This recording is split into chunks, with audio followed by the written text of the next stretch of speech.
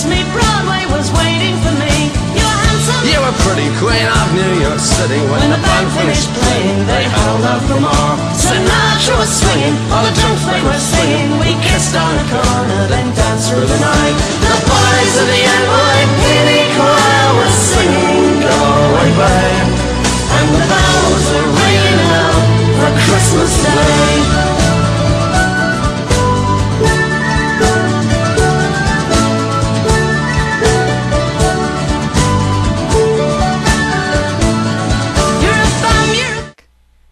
Hello, and welcome to another episode of the United Gamedom podcast, episode 31, and I will be your host for this week. I am Derek, and I am joined, as always, by Darren. How are you doing? I am doing fine this weekend, Derek, and we're recording it actually later than usual now since you had priorities this day, didn't you? Yes, however, I didn't do what I intended to do, which was get my oil changed on my car, due to, I guess, some issues with both of you guys. But I did help. Actually, my wife has a little party tonight, and I was helping her clean up a little bit, and we actually finally decorated the Christmas tree today.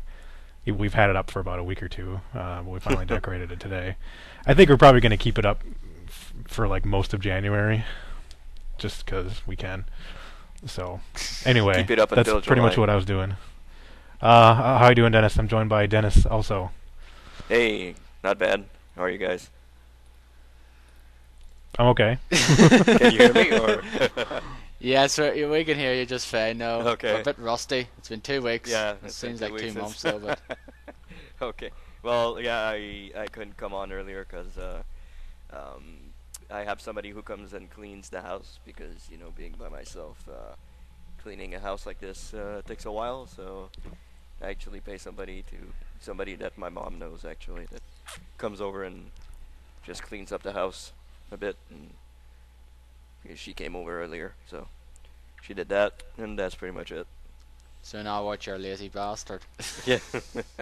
Yeah, well, I don't want to spend like 5 hours cleaning the house by myself, so I just hire somebody to do it for me. So it's a better way. Is it Yeah. once a week, once a month? Twice a month, like Twice a every month. 2 weeks. Yeah, she comes around and cleans up. So I don't mean, you know, not do the dishes or anything like that, but, you know, just regular cleaning up, I guess. Right. That's it.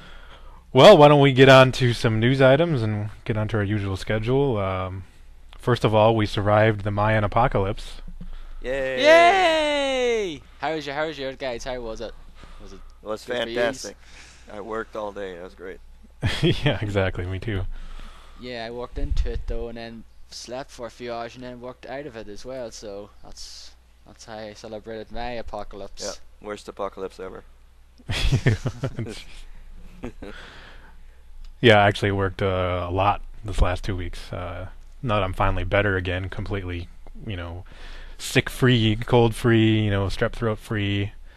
I put in, Yeah. I think, 103 hours the past 2 weeks, so we'll get a nice little extra bonus to my paycheck, That's good. which will be nice. So, Mhm. I guess the first order of news here, we just got a couple things, but it was some pretty big news. First of all, we got news this week that THQ has filed for bankruptcy. Darren, what is this story all about? Apparently this week, THQ, as we all know, has pretty much been in kind of going through some hard times over the last year, has filed for Chapter 11 bankruptcy, secures buyer for company's assets. And basically that according to a press release put out by THQ today announcing the deal, the company made it clear that it has every intention of continuing development on its upcoming set of games, including the likes of Metro Last Light and South Park The Stick of Truth. As basically, and it was an update as well, it has posted a lengthy note explaining the process of Chapter 11 bankruptcy, while simultaneously attempting to assuage any fear fans might have about the fate of the published upcoming lineup. He specifically makes a point of comparison to MGM, because MGM famously ran into financial issues a couple of years back, and Chapter 11 bankruptcy turned out to be the production studio's saviour, allowing it to fund two of this film's biggest films in the James Bond sequel and Peter Jackson's first Hobbit film. Of course, it also allowed MGM to release that on I've heard Red Dawn remake, aka the movie, most directly compared to the franchise and THQ's lineup, but I suppose that wasn't really Ruben's point.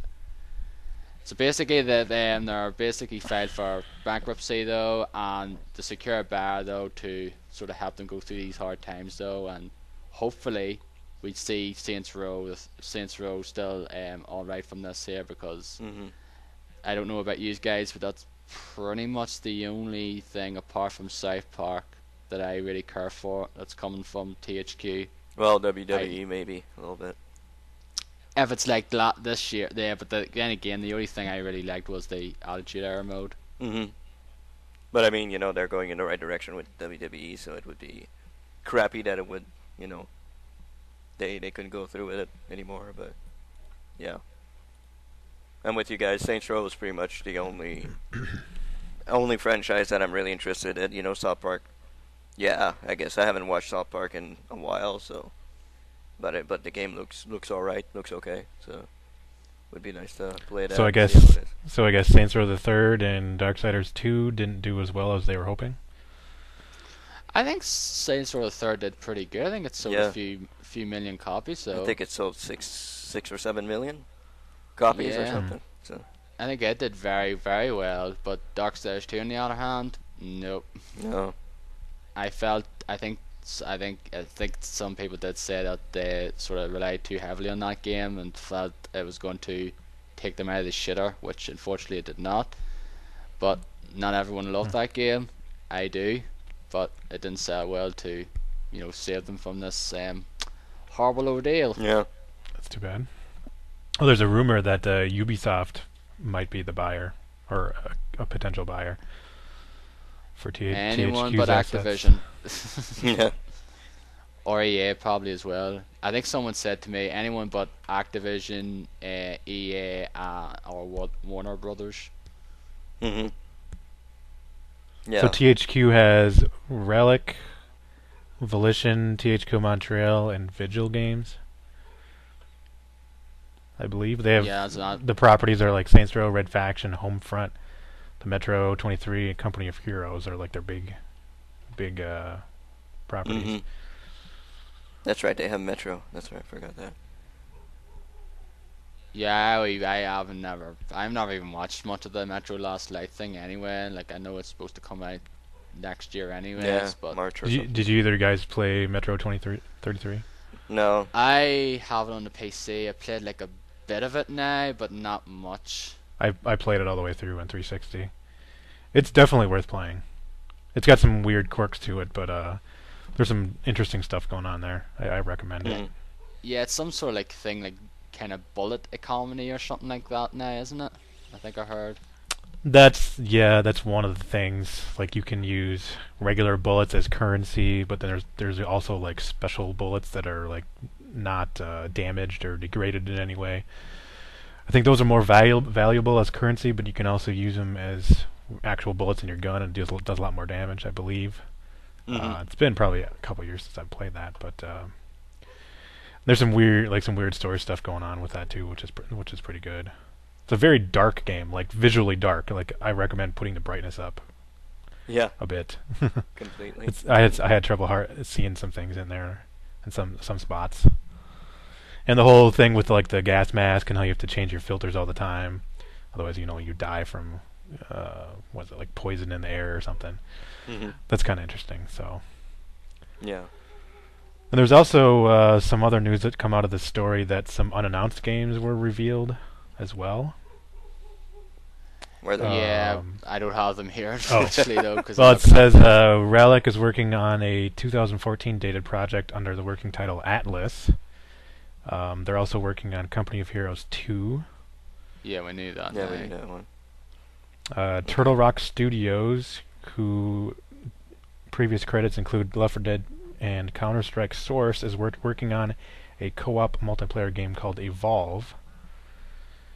And additionally, the documents reveal that THQ Montreal, under the direction of former Assassin's Creed developer Patrice Desilets, I have no idea how to pronounce that, Patrice Desilets, yeah, is making a game called 1666.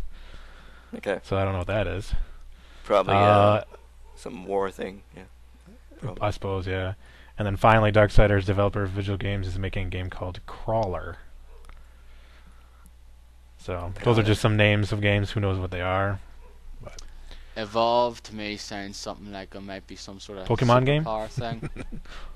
Yeah. No. Pro- Co-op Probably. multiplayer Pokemon? Fuck Pokemon. Oh. I said it, okay? Sue me. Were you gonna say screw me there? Sue me. Okay. Oh man. Okay, that's just to basically correct you now. I said sue me. Okay. Because I'm not really a fan of the Pokemon series. To me, like, I know some people can bitch on Mario and Zelda for being the same. Like, that to me is just the fucking definition of basically being the same thing every iteration. I've never played a Pokemon game, so If you played one of them, you played them all. Like this main series Not anyway. completely, but catch them all. same basic idea, sure. Yeah. The same basic idea in every single Call of Duty game too. Yeah. Well, Shoot yeah. people in Yeah. the face. Yeah, shoot people in the face till they die. Exactly. So there's our Call of Duty bashing for this week. Our quota for that this done this week. Yep.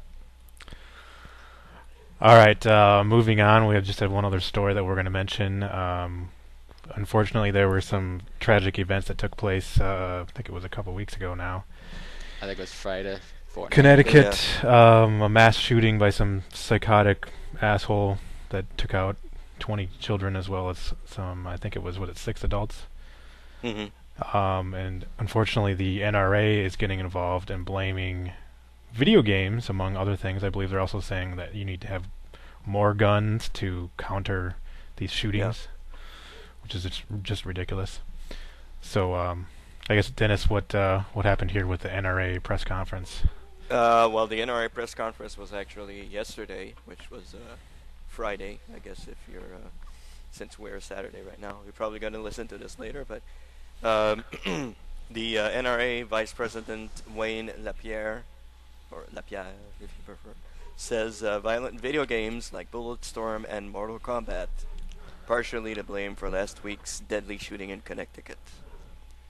So he goes on to say, there exists in this country a callous, corrupt, and corrupting shadow industry that sells and sows violence against its own people. Through vicious, violent video games with names like Bulletstorm, Grand Theft Auto, Mortal Kombat, and Splatterhouse. And here's one, it's called Kindergarten Killers. It's been online for 10 years. How come my research department couldn't find it, and all of yours either couldn't or didn't want anyone to know you had found it? You guys ever hear of that game? No. Kindergarten? I actually think I did play that in Newgrounds. I think it's in Newgrounds, isn't it? I think it's a never Flash heard of game. it. I don't know. 'Cause I actually do remember playing something like that back around the time it came out though, because I actually did a video. In my college I did a video project, media studies on violence in video games, and I did like a reenactment thing, and I was playing that game Mm-hmm. and then losing my shit. And my teacher there was Canadian. Okay. So that was my first encounter with a Canadian. And then he goes on to blame the film and music industries, saying that then there's the blood-soaked slasher films like American Psycho and Natural Born Killers that are aired like propaganda loops on splatter days and every day, and 1,000 music videos that portray life as a joke and murder as a way of life. So, yeah. I don't know, but Yeah, whatever he says, I think it's whatever. It's just, I think it's just you need to blame something because they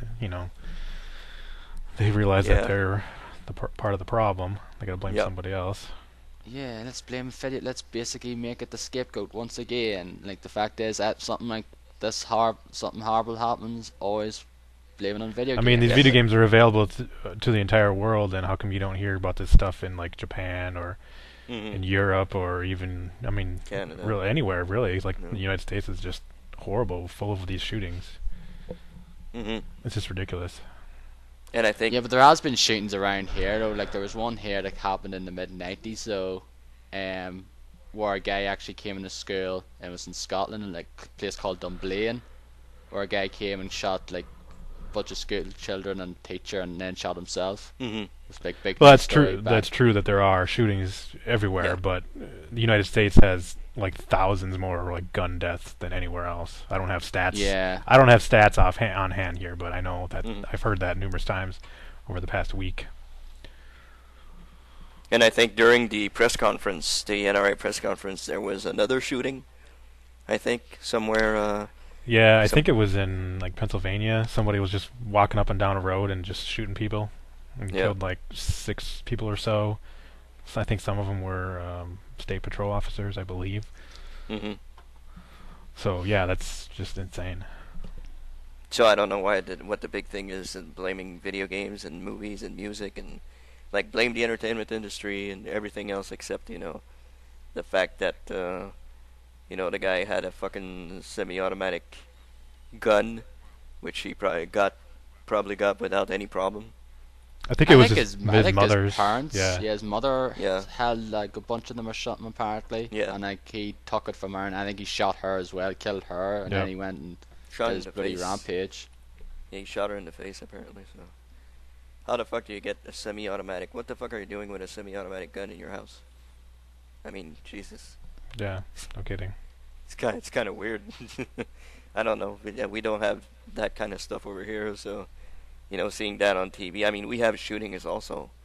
Like we had like a couple, 2 school shootings in the past, but I mean, it wasn't kids. It was like university. That doesn't make it better or anything, but it was university, and some guy came in and shot some women, and another time he shot a couple of people. Not the same guy, naturally, but another killer shot a couple of people at a university again. So I don't know. It's kind of weird.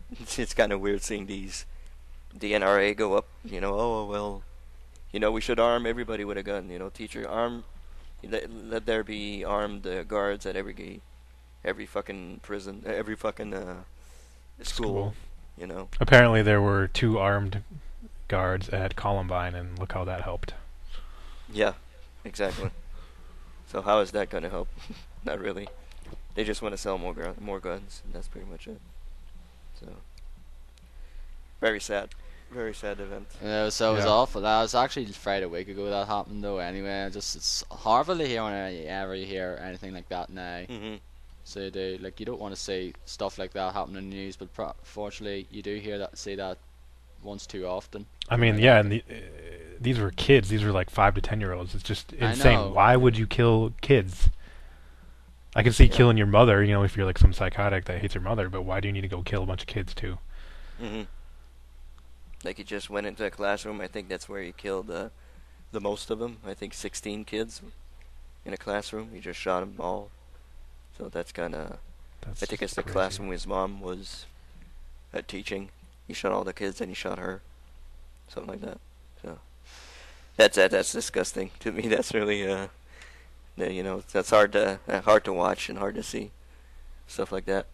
Especially They Yeah. don't blame anything else though anyway. Like they don't blaming video games. So the problem is you have to sort of look at the history of this person, whoever it is. Like you might have had some mental problems, some sort of depression states or something and all. Of course, yeah. And the fact that he had weapons in the household as well. Like it's not like he plays Call of Duty for fucking forever now and then goes out and kills a bunch of people, because there's millions of people like you and I who are normal level-headed people Mhm. who play those violent games, yet we don't have an inkling to go, you know what, I'm going to go out and shoot a bunch of people just because I feel like it, Mhm. just because Yeah. this game shows me how to do it.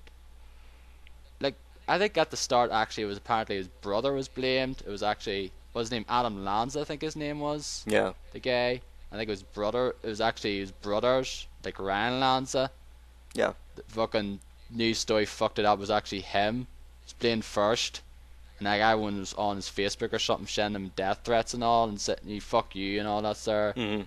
Apparently, but it got a mistake. Yeah. I wouldn't have liked to be him at that time. You know, Yeah, No. I understand. But So I did just- hear that when they questioned him, he said they told him like what happened, and he was like, "Oh, I'm not surprised." Yeah. So. It's like, why haven't he done anything? I mean, seriously. I mean, I don't know. I don't know all the details. I don't know what their situation is, if they have counseling or if he visits psychiatrist or what. But I would have hoped they would have done something to try and help this Yeah. kid. Oh, the dude's But fucking nuts. who I'm knows? not surprised. Yeah. Yeah, Why exactly. didn't you That's what he stop said. him? I don't know, but if I had a gun in my house, I mean, I wouldn't, playing Call of Duty and then grab my gun, go outside and shoot people. I wouldn't do that. Right.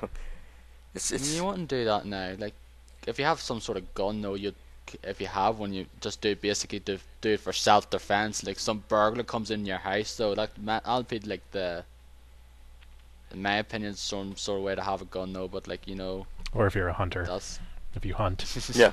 Like my brother is big on hunting. He hunts deer and pheasant, ducks. Yeah, well, I'm sure he doesn't have a semi-automatic gun in his house. So, I think he just has a shotgun, maybe a rifle. Yeah. That's it. yeah, like proper hunting weapons Mhm. now. Because you Right. wouldn't go and shoot fucking deer not with a semi-automatic or anything, Yeah. unless you're playing Far Cry 3. Well, yeah, exactly, which we'll get to in a little bit. But yeah, it's All right. it's Well. very, very, very, very sad story, especially at this time of the year. Can't even imagine what the parents are going to go through at this time of the year. It's going to be Yeah, yeah. exactly. Because I had, Yeah. yeah, it's going to be because I had like their Christmas presents probably going out for them, and all of a sudden like just nothing for them now. Mhm. And like I think some of the funerals of some of the victims have taken place as well. Yeah, Hmm. I think it's going to be next week, of course. So that's horrible. So there's basically another one to add to the list as well of like the big shootings, like the Virginia Tech one, Columbine, and now what was it called, Newtown, Connecticut, was it? Yeah. Yeah. And So- then the Batman shooting. Yeah, Yeah. the Colorado Yeah. one Yep. in Yeah. July. Fucking Yeah. Colorado, man. They had it bad. Columbine and that other shooting, the Batman shooting. It's crazy. Just some people just make me sick. Yeah. Well, let's move on Yeah. to happier stuff. Yeah, lighter side of Yes. things. Let's move on before we to get all fucking some decrepit. games that we've been playing for the past 2 weeks, and I'm looking at the list here, and it's pretty extensive. Dennis, why don't you go ahead and start, and you can continue your Far Cry 3 Yeah. commentary. Since I have only 3 games and you guys have a whole bunch, I'll go.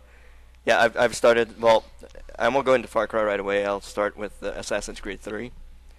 I actually finished Assassin's Creed 3 last week. It took me a while because I did a whole lot of stuff in that game. Like I did all the homestead missions. I recruited all the assassins, did all the missions for them. Did all the assassinations. So I did a couple of hunting, like that Daniel Boone thing, where you have to go with the Sasquatch and all that stuff. Frontiersman. The Frontiersman, missions, yeah. aren't they? I did a couple of them, not all of them because they're kind of boring.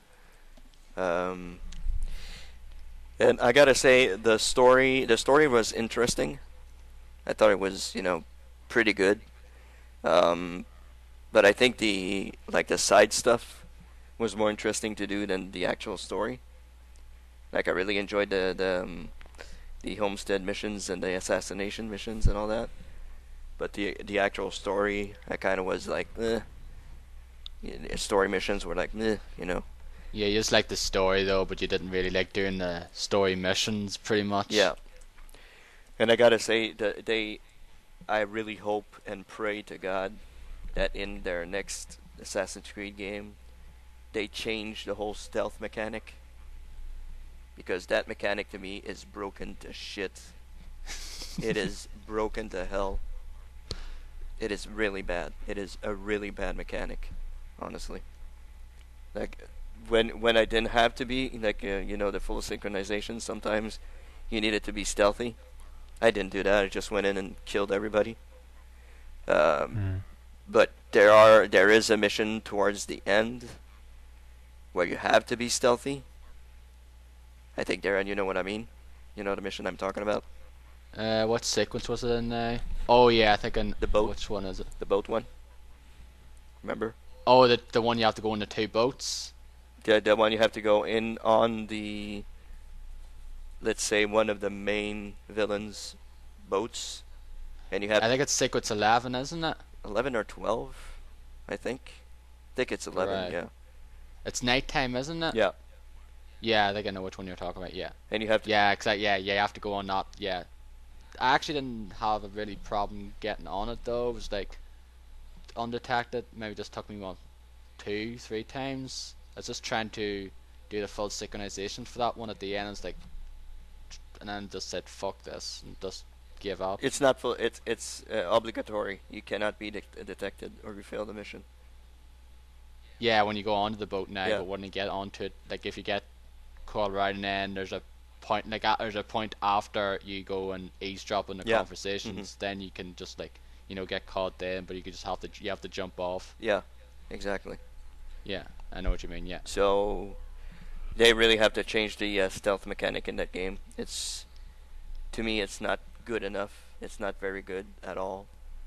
They need to, give maybe like some games do. You have the cone of sight that they say. Like you can see where the people can see you or where they can hear Right. you. I think they need to do something like that. Yeah, because sometimes you feel like you're out of you're out of their sight though, Yeah. and yet some of them seem to have fucking eyes like hawks. Yeah. Well, you're like high up high up, or you Or they can see miles through away, walls or something. and Yeah. they can Yeah. see. Far Cry actually has the same problem as well. Yeah, I noticed that too. Yeah. I don't know if it's where all you Ubisoft could games. be you can be someplace like where you think that you wouldn't see they wouldn't see you now, but unfortunately they do see. It's like, how the fuck can they see me? Hmm.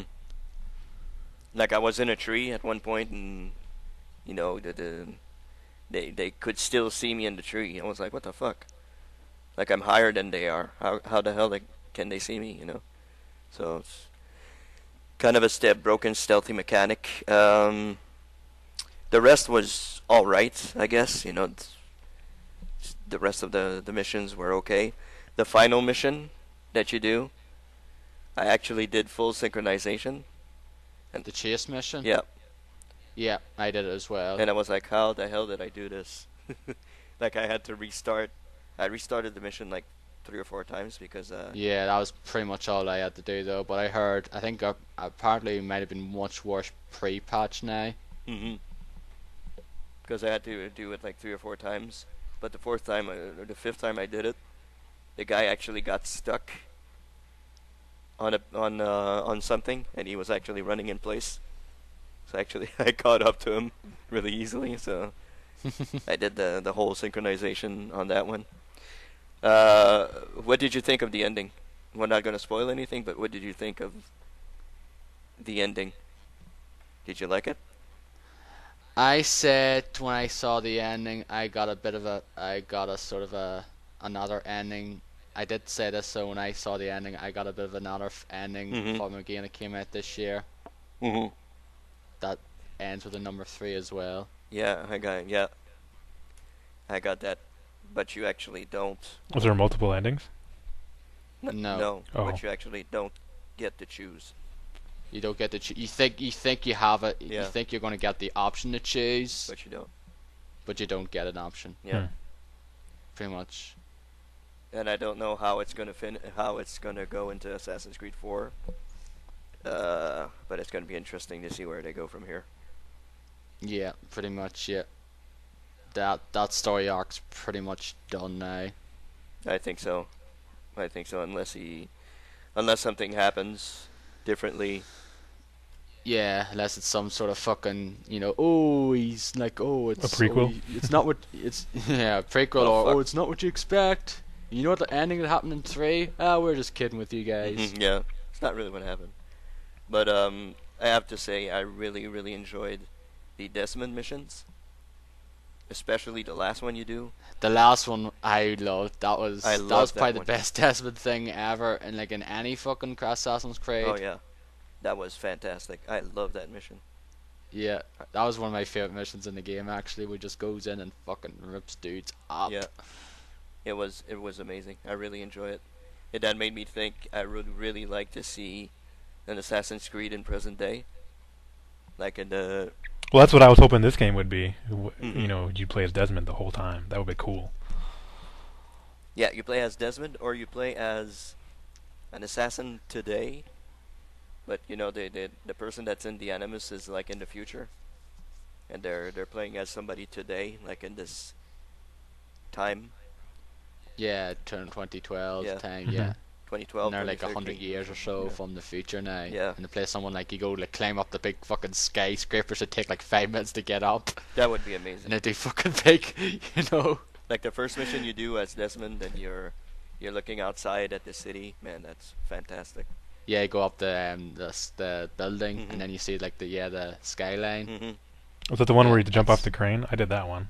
Yeah, you did. Yeah. Yeah. That's the only one I've done so far. That is a freaking easy mission compared to most of the other ones in the game. That's Yeah, a and really then the easy- next one's the one where was in the quick look where you have to like sneak into the stadium.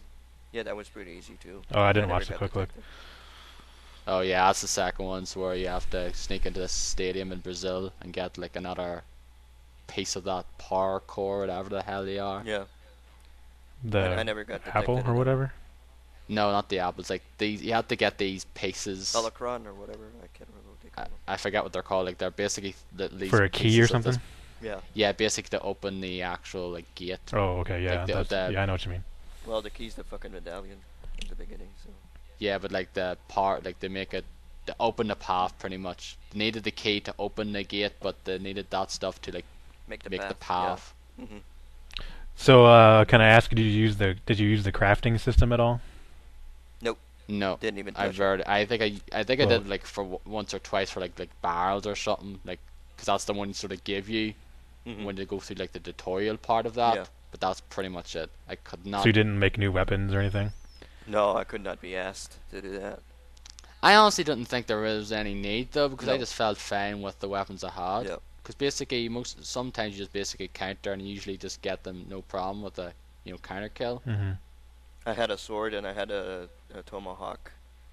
Not the assassin tomahawk, another one that I bought, and that's pretty much all I needed.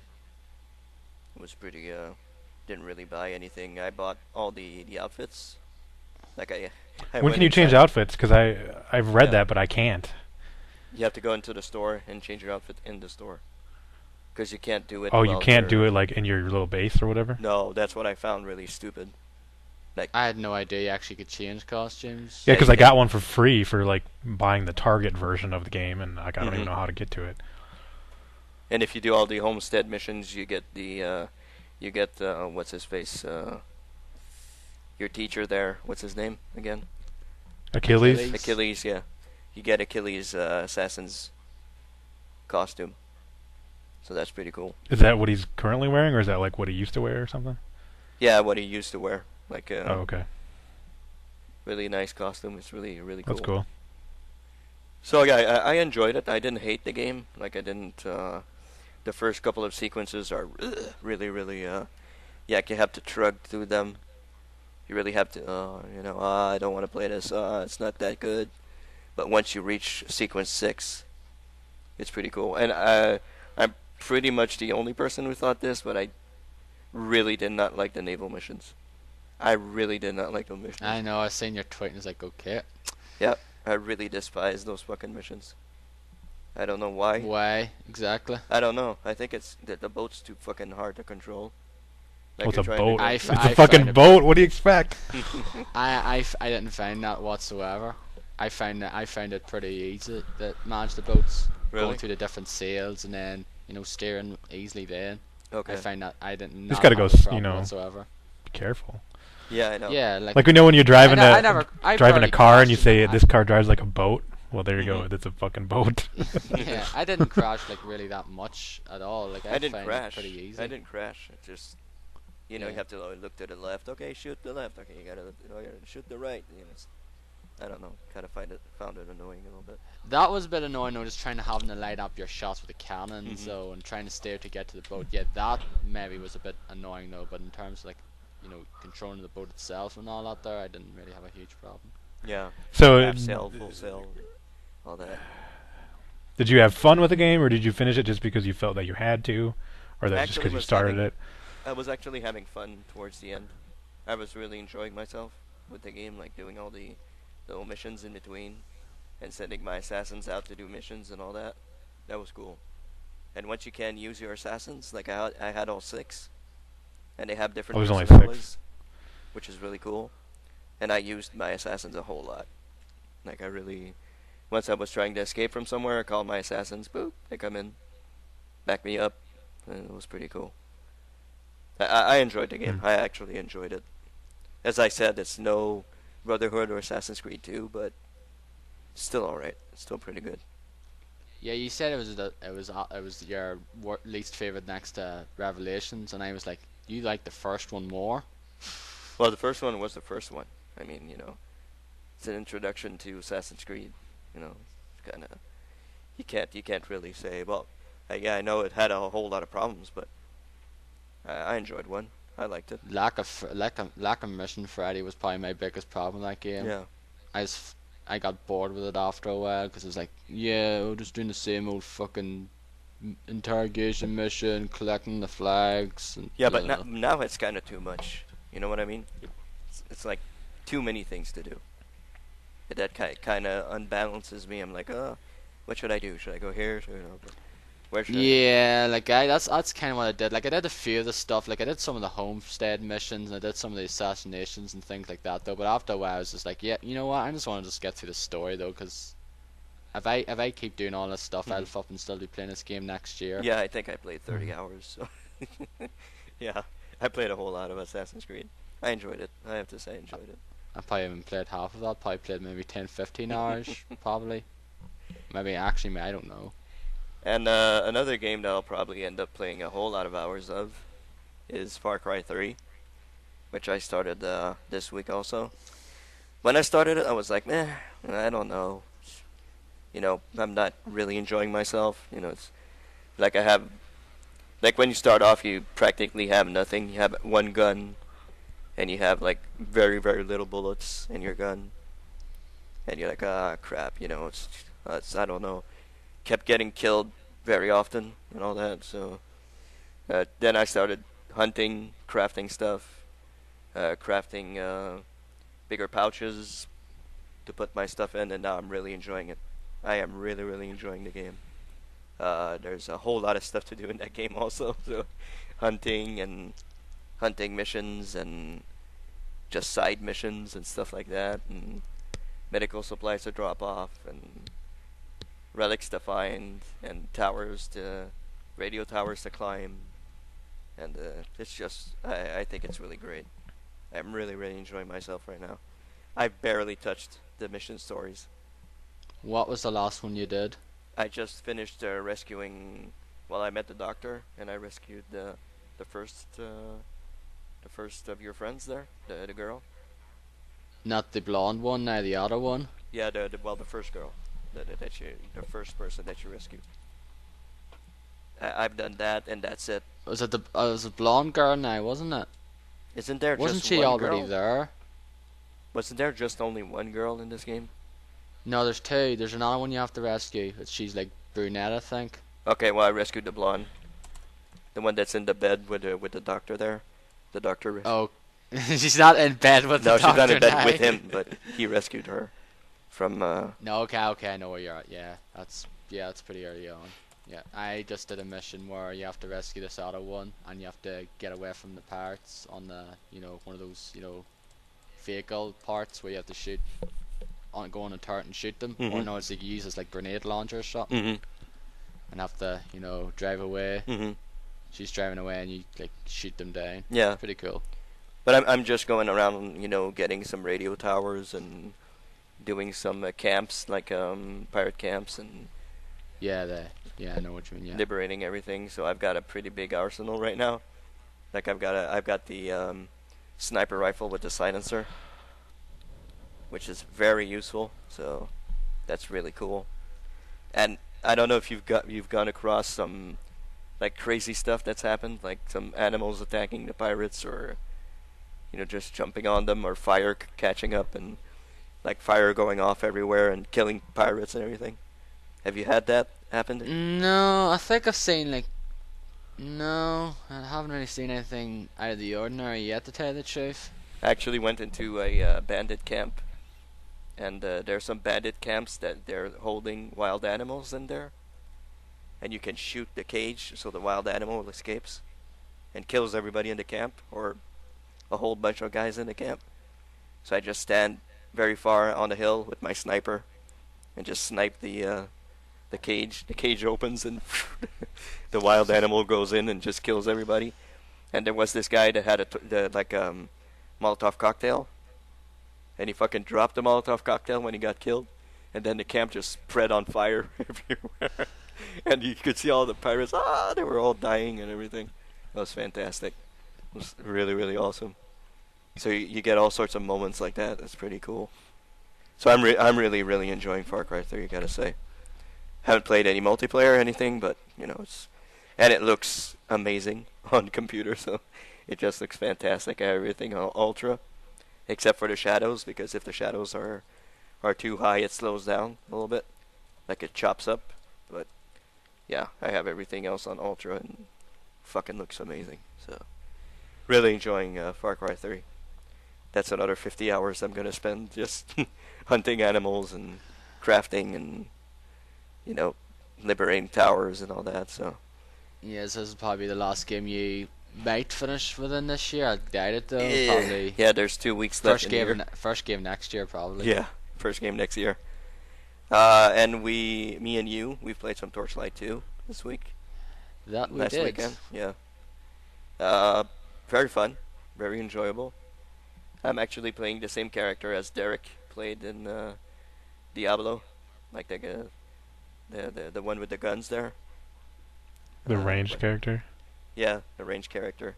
I'm actually playing as that character right now, so I really like it. I really like the game. I want to play some more, so but as Darren said, it's better played co-op, I guess. It's more fun playing co-op, so Yeah, it's still pretty good if you play it solo though. But the thing is, like Diablo, it's like those kind of games. You might have still some fun playing solo though, but like the real fun and meat of the game is like playing co-op and playing PvP and stuff like that now. yeah, it's a great game, great looking game.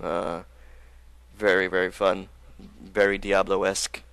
Whole lot of I'm very far into it now anyway. We just did like a few missions though. Like I had a character already because I already played it like before with another guy for like an hour or so, and just sort of helped Dennis, do the first few missions, and Dennis like leveled up fucking yeah.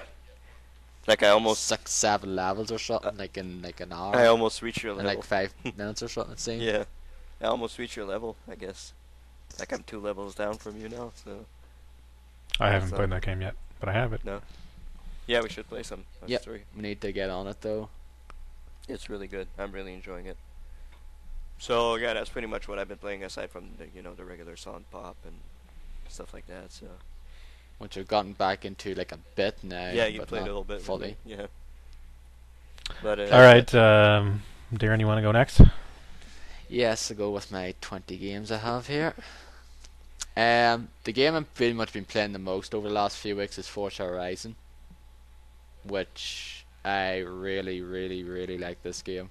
yeah, I really like it. It is a very, very enjoyable racer. it's great. It's probably the racing game I've spent the most time with on since the original Dirt, which is 5 years ago now. Mhm. I'm on the orange wristband now, so yeah, Okay. and I'm pretty much going to do all the stuff. Going to do all like the races, the street races, which I find very enjoyable. I love doing the night street races. Oh, 'cause yeah. it just looks awesome Oh, as yeah. hell with your headlights on, Mhm. and just going through the different paths in the night time. Some of the I did like the Star Showdown ones where you have to face like the sort of your rival at that level as well, and but I just very much enjoy this game. Like I think the game looks great. Like you said, like looks good now, Derek, like last time, but not brilliant. I still think this game looks fantastic though, especially when you say like driving along in a sunset or sunrise, just like the sun's glaring, seen on the screen. Though I just think it looks awesome though. I think it looks. I think it looks good, but I don't know. I don't see how everybody thinks it looks so great. Maybe just because I was so focused on winning, I'm just like looking at the line, looking at the turns, and not looking at anything else. Because that game, Like, I think the game is a little difficult. Like you can't just kind of like fuck around. You gotta really be focused. Yeah. Now, do you have the driving line on? Any like driving line? I just have on? the default stuff, all the default settings. Okay. Well, I don't have any of the lines off. I basically have all that stuff off, though. I still have like the ABS and like traction stuff on, like because I don't want to take a corner and like just spin out of control. I do not want like Gran Turismo style simulation now. Fuck that. But like I have was it like 65% driving like assist bonus anyway. Yeah. So I get 65% more. And like my you don't really AI run out of difficulty money. is at medium. You don't really run out of money in that game anyway. I have like nearly 2 million. You get Like the very last race, you get like 6 million for winning or something. Yeah. Yeah. That's I've got, cool. like, I think I've nearly 2 million credits already though. I don't really get a lot of the cars. I just sort of use the same ones I have and just buy ones when I need them. Since some of the cars I have usually are just like are shit. Like I actually like one of the races I had a hard time trouble with was this dirt road one, where I was using this car and I was just fucking kind of having trouble controlling it, and then I picked another car and I just had a way easier time. Then I was just, okay, this is the proper car to use in this race then. Yeah. So basically you have to try to find like the right car for the right race now. You can't use like the fastest car or anything. You have to have the cars like the good handling and things like that as well. But yeah, I'm really liking this game though. It's like I'm pretty much focused on trying to finish this bit before the year's out. Definitely be in my top 10. And like we played some multiplayer as well. Yeah, I forgot to mention that. Which you forgot to mention. Which the only mode I like in that there, and part like from races, is Infected. Yeah. I do not care about King of the Hill or Cat and Mouse. Non-fiction's the way to go. That's fun. In fact, it's very enjoyable. Like we played there with a bunch of people, like full room for a couple of hours there, like last week. Yep. Or the weekend before, and it was very enjoyable. It's much quicker and easier to level up in Infected than it is like with regular races too. Yeah. Because the fact is, like you play the King or something, and you like never even get the fucking thing. Right. It's just like just trying to like you might get in like the last 30 seconds. Like, what's the point now? You're going to get nowhere. I don't like that. Just trying to chase around though. Just like, oh, this is boring. I think it'd be more fun if they didn't make everybody turn invisible when somebody hit the King. Yeah. Like it'd be fun if everybody just kind of like collided, and then like all like you get like 4 people that become the King for like half a second and stuff, and it'd be kind of funny. Yeah, but it probably I assume probably people would have been pissed off with that as well. I guess. Maybe. But like I would rather have that method rather than get the hit there now everyone's invisible. Well, ghost pretty much for 5 seconds, so you can't knock into anyone at all. But yeah, I'm really liking this game though.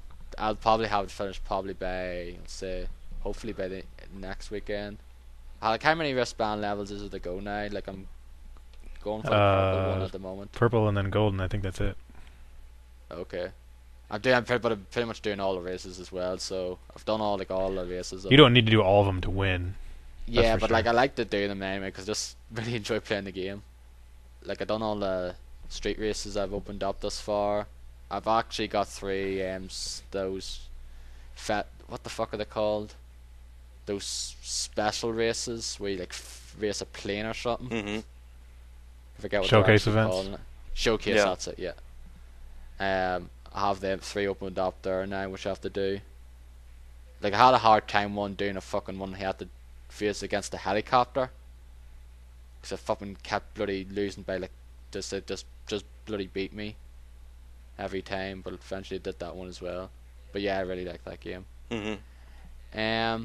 Torchlight 2, as I mentioned, I played that with someone with Dennis there. Yeah, it's a very enjoyable game.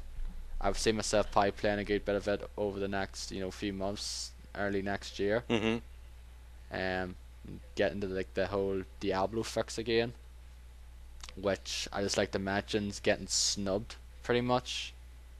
Well, in GameSpot's case, it got snubbed in the Game of the Year, the Best of Awards, but that's neither here nor there. Yeah, exactly. Far Cry 3 as well. I went back into it now and did that stealth mission, which I had a trouble with before, and beat it, and did some more of the side missions and that there. Yeah, I like the game though, but I'm just not really addicted to it like some people are. Because I know Ben's playing it at the moment as well, and he's really addicted to it. He's really enjoying it though. I know you're really enjoying it, but I don't know. I'm just not really, oh my god, I can only just play this game at the moment. That to me is probably like Forza Horizon. I'm getting Forza Horizon's sort of my game at the moment. I just want to play more of rather than Far Cry 3. But like I just did the mission there where you just had to rescue one of the other people from this cave, and escape from the cave, and then escape from the pirates. And Vaz, you get to see more Vaz stuff, which is always awesome. Yeah. But I've probably done like the first like maybe 10 or so missions of the story. Maybe less, but it's good. Scott Pilgrim vs. the World. I actually am doing a Let's Play of this at the moment on my channel. I've started doing Let's Plays. I've already done the first 2 parts and haven't bothered doing one since like last week, I think. Which I need to get back on though. That's really the only reason why it's on there, since I'm doing a Let's Play of it though. But that game's awesome. This game's very enjoyable. Still fucking hate the fact it doesn't have any online multiplayer. And still doesn't have any online multiplayer either. Despite the fact it was announced, but there's nothing. Oh, there's not you can't buy the patch yet? It's not there. No? Okay. I looked, it's not there. It was announced like 3 or 4 months ago, and I still haven't seen any sign of it. Whatsoever. Okay. There was already like the Knives Cherry Pack, and that's it. A few MMOs. Since Star Wars The Old Republic was free to play now, I went back into it and leveled up my guy a few more, and yeah. If you're not subscribed to that game, you level up fucking slow as hell. Yeah. And I mean slow as hell. It took me a while to level up just 1 level or 2. Crap. Had to do a bunch of missions to even level up. So in other words, it basically say, yep, you can still play this game for free, but if you want to level up faster, you're gonna have to subscribe to us, bitch. Yep. That's not what I like, really. Yeah. It's not fun at all then. But I enjoyed what I played of it though again though, but I just really do hate that though, because the fact is you're gonna have to spend a lot of hours to level up a few times in this here, and like if I want to go back to it every now and then I can, because it's free to play, so I don't really mind. And I actually already found out this week as well that the Sacred World has now become subscription free, which is like, yes, because if that became free to play now pretty much, I was like, yeah, that's great now. If that's that there, where I was like, oh great, I'm going to go back into this now, and I did. And I played it for like an hour or so last night now, and yeah, I still enjoy it though. I still had trouble trying to log on. It kept fucking failing on me though, but it's a good game though. But it's subscription free now as well. That's what they say. It's not free to play now because all of the content and all that stuff is there, whether you subscribe to it or not. I think you get some little extras. You have the option to subscribe. I don't know what extras there are now. Maybe little wee trinkets and maybe a few extra, advantages. But all the content's there if you're subscribed or not, so that's nice.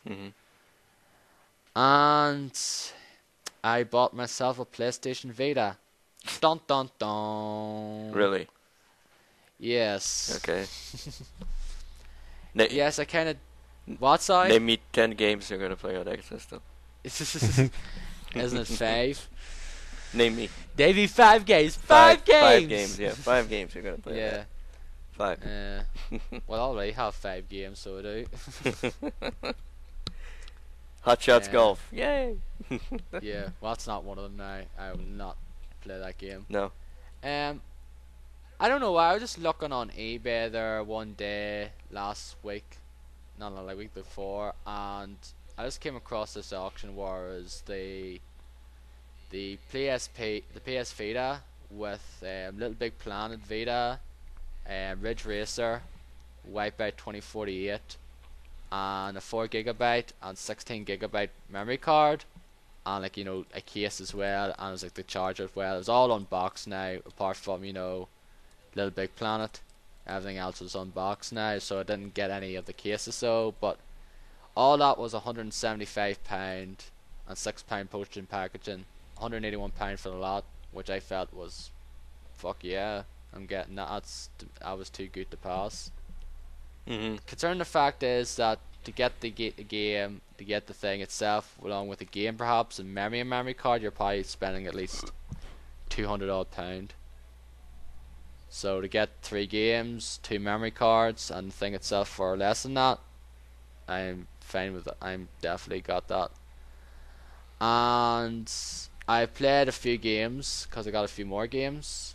I got Little Big Planet Vita, like I said. We played a bit of it now. It's Little Big Planet. Nothing more to say about that. I got Gravity Rush for £12 at CEX, which is of course like a second-hand store. And I also got Persona 4 Golden, which I know Derek's watching the endurance run for the PS2 version. Isn't that correct, Derek? Yes. I'm watching that. I think I'm up to like episode or part 40 or so now. Each part is like no more than, sometimes they're like 10 minutes, sometimes they're like more like 40 minutes. It kind of varies. Yeah, there's some later ones now like are over an hour long now. There might be later on, but so far there's nothing that's been an hour.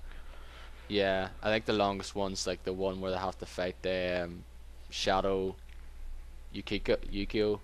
That one was like 5 minutes. 50 minutes or something, I think. Yeah, 55 it was. But there's like ones that are like 1 hour 20 odd, I think, later on down the line. But still have a long way to go, because I think it was like 150 odd parts or something overall. Yeah, I think so. There's a lot. And what do you think? What do you think of it thus far with watching it? I'm really enjoying it a lot. I think the biggest reason is probably just because of Vinny and Jeff's commentary on it. But that said, like there's good dialogue in the game. Some good characters. I don't like the music though at all. I hate the music, especially the stuff with the vocals. It just gets so repetitive and just like like some of the instrumental stuff is okay, but if you hear that over and over and over, I like the battle music. I hate the battle music. I hate it. It's just so annoying. But that's like the only thing I don't like about what I've seen in the endurance run is the music. Like I kind of want to play it now after watching it, but I don't know if I will. I mean, I have Persona 3 Fez. I don't know if I should play that first or not. I heard Persona 4 is better though than Persona 3 anyway. Like I know Persona 3 is like the special Fez, like the special edition, so it has like an extra 30 hours or something on top of like the 70 hours or so it takes to finish that. Yeah, but game. in Persona 3 you like kill yourself to summon your personas though. That's cool. Yeah, that's right. Whereas this one is just basically they summon a card. Where in other words, in Persona 3 they shoot the head, psh, and then your persona comes out. Yeah. So and also in Persona in Persona 3 as well, it doesn't take you like 2 to 4 hours to actually start the game open up. Because that's one of the things about Persona 4 where it takes a while before the game opens up to you. Yeah, like 6 hours. Yeah. I guess another thing I kind of don't like is the fact that you're like so limited what you can do in a day. Like there was an episode on the endurance run where they spent like the entire evening like trying to open up one of those what the hell? It's like an vending machine where you get like little toys and stuff. Yeah. I can't think of the name for some reason, but they ended up spending, like they clicked on it, and then it took them like the entire night. Like they had to go to bed right away after that. I was like, what, really? So I don't know.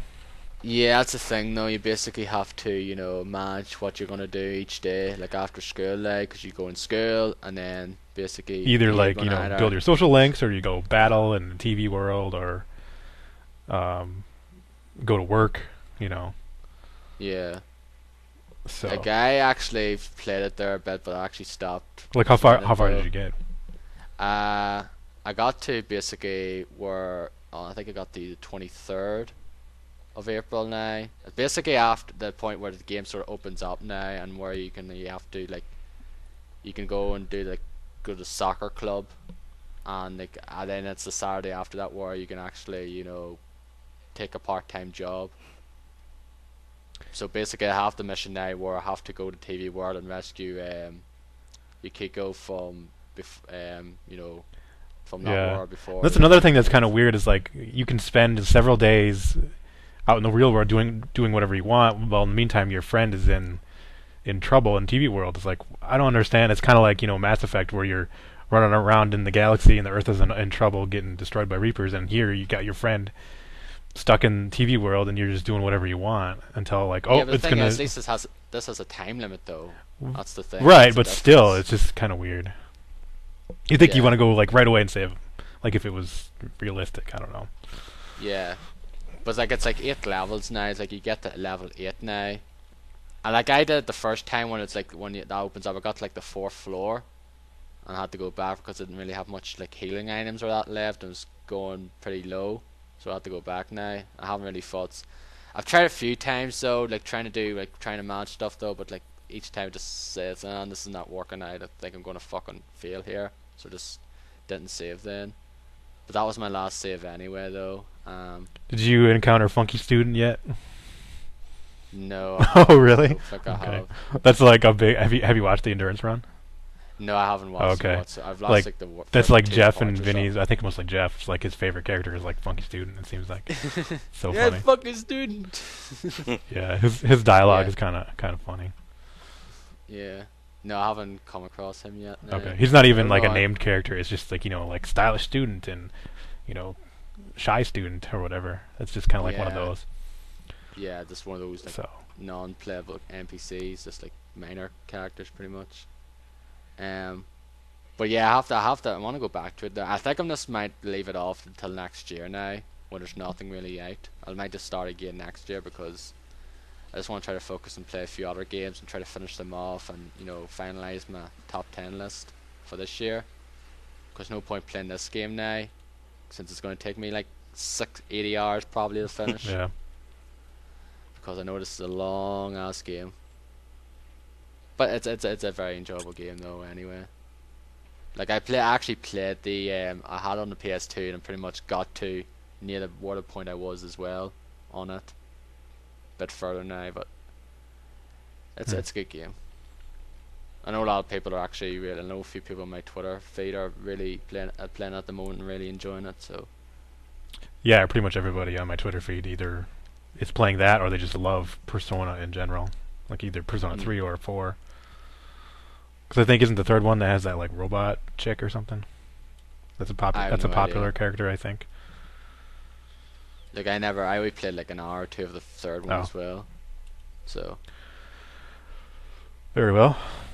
yeah, basically if you unless you have a lot of time though on your hands, these games are not really going to be for you. Because you're going to have to put a good bit of time into them since they're long ass RPGs. But that's all I've been playing, so rambling over. Okay, I guess it's my turn. Correct. All right. I guess to start off, the most recent game I've been playing besides a mobile game is Binary Domain on Xbox 360. Woo.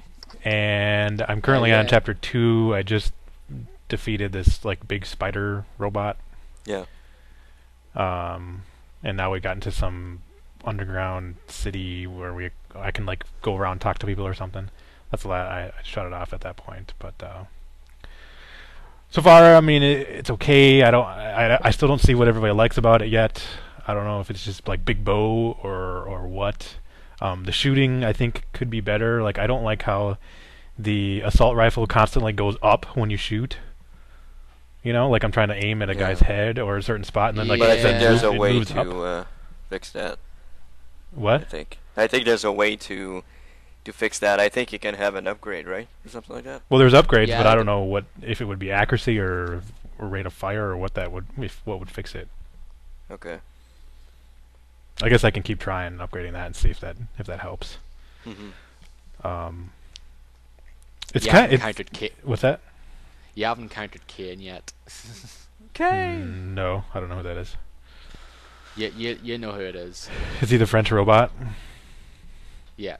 Okay, well I've heard about that. I think that was in the demo too, when that came out. Yeah. There's He's pretty awesome. He's pretty awesome, isn't he, Dennis? Yeah, he's pretty great. He's really great. And there is a nice twist in the story as well. You get to it sometime down the road. I'm gonna guess that. Well, I have a feeling I know what the twist is, but I don't know if I should say it now. Knowing you, you're probably right though, because you said, "Oh, I've seen the twist in Assassin's Creed 3 a mile away." If you want to say what it is though, because me and Dennis like finished the game though, so basically you could say like spoiler here for like the next Spoiler here. few seconds. Or I could do what Brad did and write an envelope and put his thoughts on what it is, and then reveal it when I find out what the twist is. Do that. Yeah, I guess. I think I'll do that. Yeah. So Just put it down in text though and say what it was, and then once you get to the twist, you just reveal it. So here's the link to what I put down here. I'll just say it. I don't need to write it down. Yeah. Okay. So yeah, the shooting I don't really like it. The shooting as much. It's kind of difficult. Like it's easy to get killed and like go down quick. Like especially if you're not in cover. The story so far, I don't know. There's really not much to it yet. You're just trying to hunt down this dude who developed these hollow children, which are like robots that don't realize they're robots and think they're people. Mm-hmm. Yeah. So yeah, so far I'm definitely not that far in the game, but I'm not feeling it yet. Secondly, I've played Sleeping Dogs and finished it. Actually, I put it in on, I think it was either Saturday or Sunday last week, I think. And I finished it that day. Like I put it in and I finished it. So I was actually pretty close to the end the last time I played it. The last time I rented it. Actually, what I did first is when I first turned it on is went and finished all the races that I hadn't finished, which were all like A-class, so either A-class motorcycles or A-class cars. And those are like easy as hell, except for one motorcycle race I had a lot of trouble with, compared to like the Forza Horizon races. I don't know if it's because the AI is so bad in that game, or if just the cars are so like arcadey that you don't have to worry about being precise. I can't remember what the car was that I bought that I was using, Blast or something like that. I don't know, but I was just like kicking their ass completely. Like I couldn't even see them on my little mini map. That's like how well I was doing with the car. Yeah, and in that game, like on 360, it definitely does not look as good as say Forza Horizon does as far as like the racing goes. Like the frame rate is pretty bad when you're racing in that game. But in Forza Horizon it's like, completely smooth and runs great. Yeah. And the cars just look all really small. I don't know. That's still a fun game. And I finished all the little favor things, did those. And then I went on and just finished the story. I haven't bought like all the clothes or bought all the cars or anything like that. I don't know if I will or not. But story was pretty good. I think if I would have just kept on playing it all the way through without playing numerous games in between, I probably would have enjoyed it more. Like the ending was pretty neat. I kind of wish it would go longer though. I don't want to spoil anything, so I'm not going to talk in any detail. It is basically it's abrupt, I guess. Yeah. Well, it seems like they could have done like there's this stuff with the 18K that they didn't really resolve at all. I don't know if they're going to do that with DLC or what. Are any of you going to pick up the DLC, like that the thing one, and not the island one? If it goes on sale, I will. The like fighting island or whatever. Yeah, it's the island of Doctor something. I forget what it's called. I'll get it if it goes on sale, definitely. Yeah, I remember when I first started playing it, I was having trouble with the combat system, but now I have no trouble at all. You know, I think it definitely takes a while to get used to. Yeah, once you get into the swing of things, you really know what to do and just basically, kick ass and take names. Mm-hmm. Yeah. And it is a really enjoyable combat system, and I prefer it to the Batman combat system, which everybody compares it to. I actually prefer this. And like the environmental kills are so awesome. Yeah, they're great. God, there's like one where there's like a metal spike sitting in the ground, and you can lift the dude up and like impale him on it. You can like shove dudes' heads into like these saw blades that are on this table, like table saw. Yeah. You can like burn people on stoves or throw them into like air conditioners or fans. It's pretty brutal. I mean, it's not. I don't know if it's really graphic, but I mean it's kind of brutal. Like there's not a whole lot of blood or anything. Mm-hmm. But it's cool. It's satisfying. Definitely satisfying to do those environmental kills. Sometimes it's a little tricky to do them, but it's worth it. And there's one where there's an achievement for killing a guy with a fish. Like, how do you even do that? Did you guys get it? You do that I got that one in the aquarium. Yeah. Is that like in the beginning? In the club. You see in one of the early missions, when you're in the club though, you fight the guys. There's a big ass aquarium. Is that where you can like smash them into the aquarium and all the water comes flying out? Yeah, it comes around and you can pick up a fish there and hit them with okay. That's where I got that one on the PC. I think someone was, I think it was Andy on the Rad Lads was saying about that. I was like, how did he get that? And I think he asked me, or he was saying about it, and I was like, I got that mission. I done that in the club mission. So that's how you get that one. Okay. So. Yep. So yeah, I definitely really enjoyed that game. I highly recommend it, especially if you're like, if you like Grand Theft Auto or Saints Row. I think I prefer Saints Row the third, but I think this is better than Grand Theft Auto 4, in my opinion. What did you think of the ending? The ending? Yeah. I thought it was good. Mm-hmm. I didn't have any problems with it. Yeah, I think it was a great mission. The final one was pretty awesome. I think they combine everything that you can do in the game in that mission, which is cool. So. There was no like car jumping or shooting in a car though. I don't think in that one. No. Was there? In that last there mission. was the boat. No. The boat. Well, yeah, but I didn't jump into anybody else's boat or anything. Okay. But you could do it. I suppose you. Can you do that in a boat? Yep. Oh, I did never even knew. Okay. Yeah, it was good. I feel like they should have done some more with the 18K though. I assumed that's what was going to happen, but that's not the case. Probably in the second one, the way the game ends. It's probably gonna happen I in the guess second so. one. I don't know. Yeah, I don't know what they're gonna do. Mm-hmm. I really need to go back to that game now because I just stopped playing it all. It's of a sudden. fantastic. No way. I think because that came out around the same time as Darksiders 2 now, and I just sort of focused on it. Oh. And then sort of Borderlands 2 then came out afterwards, and then I played like all of it. I didn't play much of it though. Okay. You should go play it. Definitely. Yep. Yeah, definitely. It's definitely on my top 10 list for 2012 for sure. You absolutely really need did to it. finish this. Absolutely need to finish it. Yeah, I did really enjoy it now. I think it's a great game though. Like, it looks gorgeous on the PC now. Did you ever bet on the cockfights and win? I did. Yeah, the first yes. one I did. I did one of them and I won. Yeah, I did. Yeah. I've done Did you several and I lose every time. I don't know if there's any strategy to it or if it's just all random. I think it's probably just random. Look, It's that's very what random. to me. Yeah, it's Oh. very random. There's nothing. Okay. Did you participate in those like fight club things? I did one. Yeah. That's like the 6 wave things, isn't it? Like Yeah. the martial arts fight clubs where you fight 6 There's waves. like one guy, then 2, then 3, then 4, and then 5, 6. Yeah.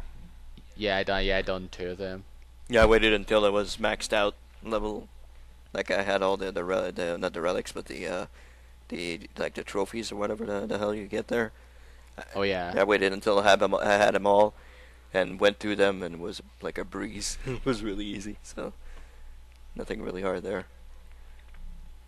Yeah, he just has some kick-ass moves though. Like the favorite one I have is the one you like kick him and you sort of like kick him in the leg or something, and like feels like he like broke his leg or something like that. Yeah, exactly. Yeah, leg break. Yep, that's cool. And there's an arm break too. I like both of those. Yeah, you know what? I didn't max out my triad level. I got to like halfway to level 10. I was like, there's no more missions. So I read you have to like go back and do like the older ones and do way better or something, I guess. But you did get the special edition of Sleeping Dogs? No, I just got the regular edition. Okay, you can go. You can like you have 2 extra triad missions, and there's one where in that version. Yeah, there's one you just drive in a car. Or like there's a guy who drives a car, and you shoot like the most cars that you can, and that really makes you level up really fast. That's what I did. But that's only in the collectors or the special edition. Yeah, I think so. Yeah. Well, maybe you. I wonder if you get triad upgrades in the DLC. No, it's a completely different story. The one with the zombies. Yeah, it's standalone stuff though, because you. Oh, you don't bring your like level into it or anything? Nope, nothing goes in. No, you access it from the main menu. So I'm gonna have to probably redo like an old level or something, get a better triad score, I guess. Yeah. If I want to upgrade my dude all the way. All right. Moving on. There's 3 other games I'm going to talk about, and they're all almost identical, actually. They're all mobile games on Android, and they're all they're all published by this Mobage, and they're all kind of run by this Mobage thing. They all require an internet connection to play. They are collectible card games, but it's not like Pokemon or Yu-Gi-Oh or Magic. There isn't really strategy when you're like battling. It's just here's your deck, and then whoever has the better stats wins, basically. First, I'll just briefly mention the one I started out playing first was Marvel War of Heroes. That one's kind of cool. I don't really like the menu system in that. It's a little. It seems like there's too many buttons to hit to get to where you want to go. But I mean, the art on the cards is really neat, and they do provide you with a lot of like free stuff, which is good. But I think I was playing that game mainly to just prepare me for Transformers Legends, which came out this week, which is the same thing, collectible card game, but with Transformers. So obviously for me, it's like a given that I'm gonna like it pretty much. Especially because it's not like shitty Michael Bay turd-looking Transformers. It's like very Generation 1 inspired Transformers. Actually, they're waiting for the update to put that stuff. I hope they do not do that, because that's just awful. A lot of the card designs are based on some of the toys that they've released in the past several years. Like there's these lines called Transformers Classics, Transformers Reveal the Shield, and several other ones. So they're kind of using what they are is basically like updated, modernized with modern engineering versions of Transformers from the 80s. So they're kind of based on those.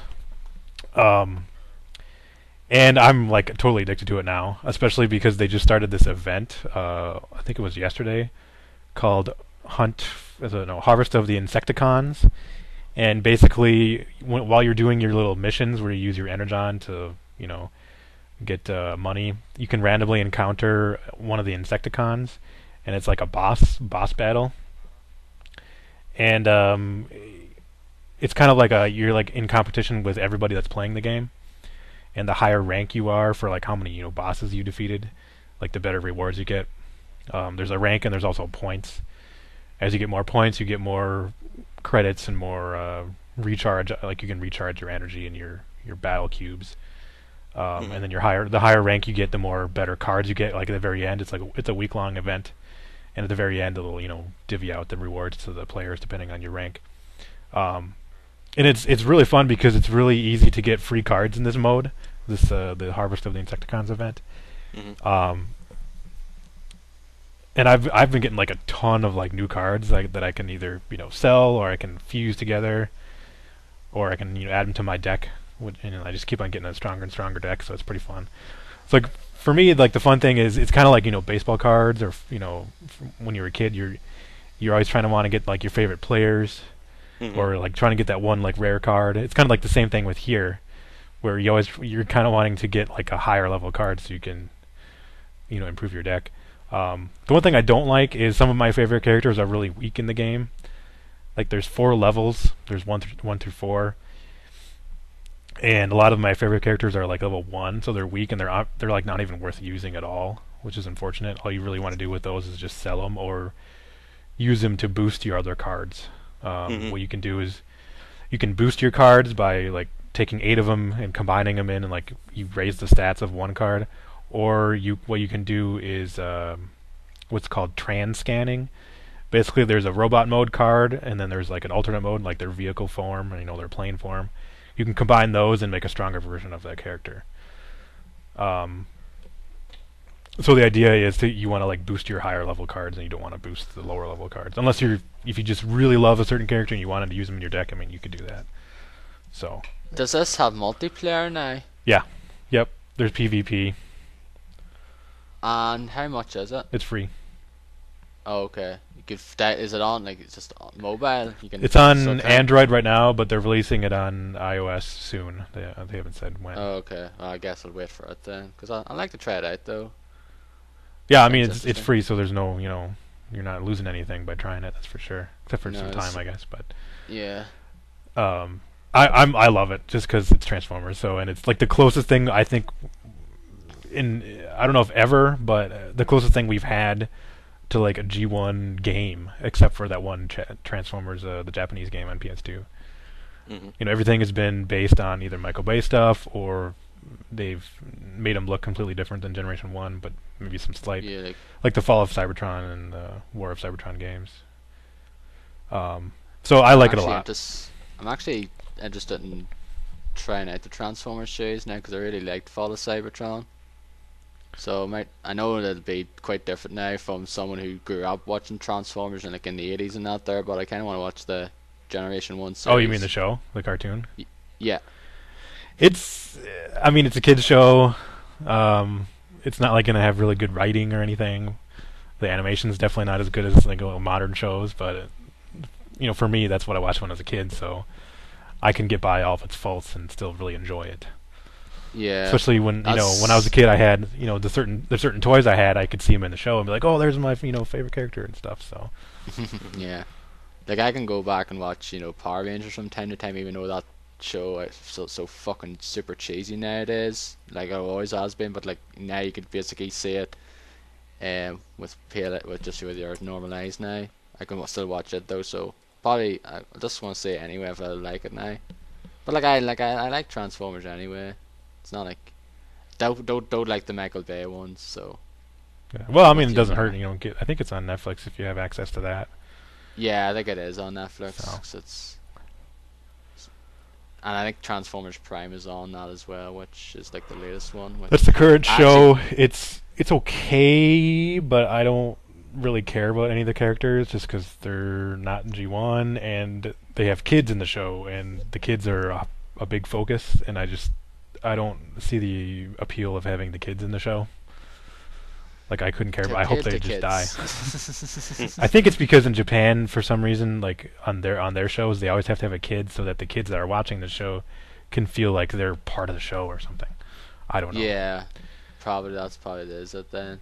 Yeah, see, I think it's on Netflix, and Transformers on Netflix, and Beast Wars Transformers is on. Beast Wars is the best Transformers show. Like the writing is fantastic, the dialogue and the voice acting. I remember watching that there when it came out though. Like when it first came out, I watched some of it though, and thought it was pretty good. It's really good. It's really good. I mean, it's not. A lot of people don't like it just because it's not, cars and planes and stuff. They're animals and insects.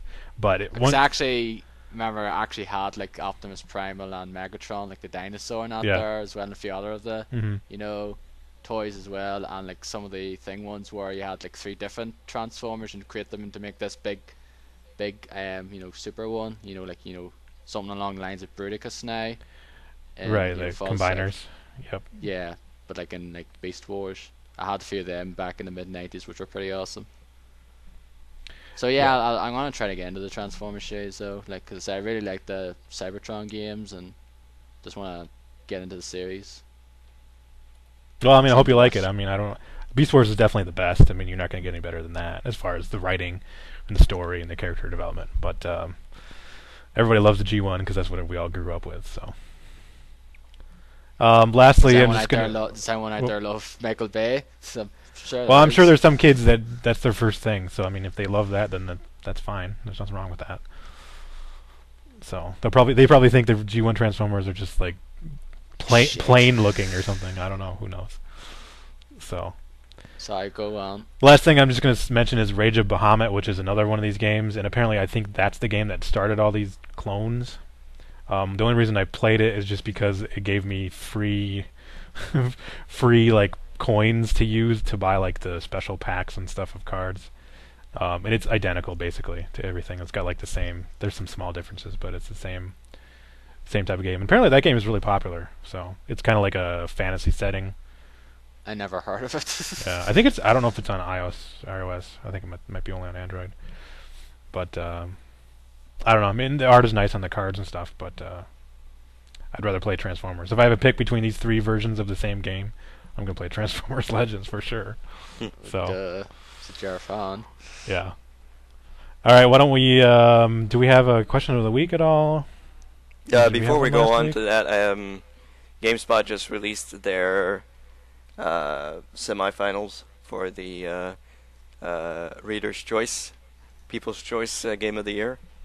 Yeah, which I could not care about because it's a popularity contest. Yeah, well, I think I just want to run them down to you guys, see what you think. Can you still vote on them, or is it too late? No, you like can from vote. The beginning ones. Yeah. So, like the first one is Mass Effect 3 versus XCOM. Wow. Which would you guys vote for? Well, I haven't played a whole lot of XCOM. I'll just probably put Mass Effect 3, mainly because the fact is that's the one I spent the time with, so I haven't really played much of XCOM, though, to really have an opinion on that. Yeah. So, I'll go with Mass Effect 3, even though... What about you, Derek? I don't know. I voted for XCOM. I probably would too, even though I have not played enough of it. Mass Effect's winning so far, 71.2%. Jeez, well, that's gonna win. Second one is Halo 4 versus Borderlands 2. I'm voting for what Borderlands. Derek's voting there. Well, Derek, we know you have Borderlands there. What about you, Darren? Probably Borderlands 2 as well, though, even though, like, I think Halo 4 is a good game as well, but, most of these games I don't really care about apart from, most of them I don't really care about apart from Forza. I voted Oh shit, I for forgot to talk about Forza. Yes, that's what I was wondering. I was going to say that too, because you forgot to mention it, though. Yeah, we'll finish this quick and then you can go back into it. So I voted for Halo, and Borderlands is winning 57.2%. Second one is Assassin's Creed 3 versus Mark of the Ninja. Assassin's Creed 3, because I haven't played Mark of the Ninja, Yes. apart from the trial. Same here. But I heard that game's supposed to be very good, though, because like, a lot of people really like that game. I played the demo and I didn't like it, mainly because of control issues. So It's everybody's done by the same guys that did Shank now, which I remember playing earlier this year and quite liked on PC. So everybody, Assassin's Creed? Everybody? Yep. Yeah, it's 76.6% right now, so... Well, that's it, yeah. And last but not least, Far Cry 3 versus Forza Horizon. Forza Horizon for the win, baby. Even though Far Cry 3 is going to win that. I actually voted for Far Cry 3. Yeah, of course. You bastard. Well, I haven't played Far Cry 3, but I actually voted for it because I finished Forza Horizon earlier a couple weeks ago. And I mean, I like it, but I don't like it as much as everybody does. Feels kind of long, like there's like shit tons of races to do, and I feel like it just gets a little boring. The car selection is a little slim in spots. Like there's like 4 Mercedes. It's like, what? I mean, there's a whole ton of Mercedes they could have picked from, and there's like a couple that I would have liked to race with, but they don't have them. And And the whole like limiting the classes with the cars just gets kind of annoying. Like the nice thing about Burnout or Need for Speed Most Wanted, you can just pick whatever car you want and go race against your Most Wanted rivals and stuff. Mm. That'll make the game pretty silly though, because if everyone's in like C cars, then you're going to be on an S car. You're just going to fucking lap them. Well, I Yeah. mean, yeah, that's true. Like all the races are really short, except for maybe a few towards the end. So like there's no time to learn the track or to get really skilled at it. Like that's with Forza 3 and 2 and 1. I haven't played 4, but that was the thing about those games is you oftentimes go back to the same track and you know the track. You're like, okay, I can know when to turn here. I know when to brake. I can just dominate if I want to. But in this, it's just like it's a constant struggle to be in first place. You're starting at last, going to first, and most of the time you're using a completely different car. Occasionally you can kind of stick with one car for several races, but you definitely cannot use like one or two cars for the whole game. Mm. I think I like the circuit races more just because it gives me a little bit more time to learn the track. Because you have like 4 laps or so, but with the point-to-point races, it's like if you don't get close to first place, in time, By a certain you're point, you're fucked. Yeah, You're gonna restart. exactly. Like that's some of the problems I had as well. Like usually could be at like 80-90% mark. It's like, oh, I'm second. I'm not going to catch up with him now. So restart. Some of the missions I just actually some of the car races I just have a really hard trouble with though sometimes where I had to fucking restart continuously because I kept fucking up or just early in the race or fucking late in the race. Did any of these guys see that tweet I put up regarding Forza Horizon? Mm-hmm. That video, I didn't really know what was going on. It looked like you were sliding all over the place.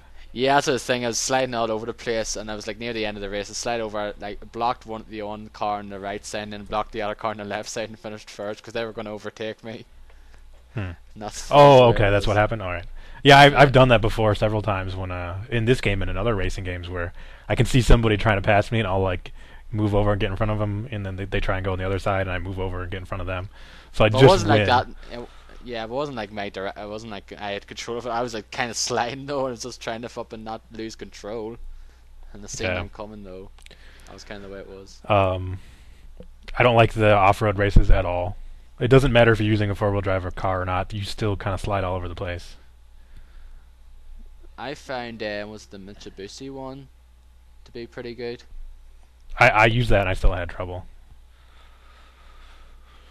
I think it's So- that one there. That was the one I used for that dirt road The race. Lancer Evolution 10 or 9 or whatever. Mm-hmm. I think it's that one. I forget which one. I think it is the Mitsubishi one though. Anyway, I used that one because I was using that or like Japanese car anyway. Because I was like a Japanese. You had to use a Japanese car, and I was using one as like say I had trouble with, and then I used I think it was the Mitsubishi, and then I had an easier time with it then. Yeah, there's been a few cases where I had trouble with. I think the one race that I had the most difficulty with was this one that was a front-wheel drive race. I think that was the only one in the whole game. And I was using a Ford Focus, like RS, some like souped-up version of a Ford Focus. And that thing is pretty fast, but the handling is not so great.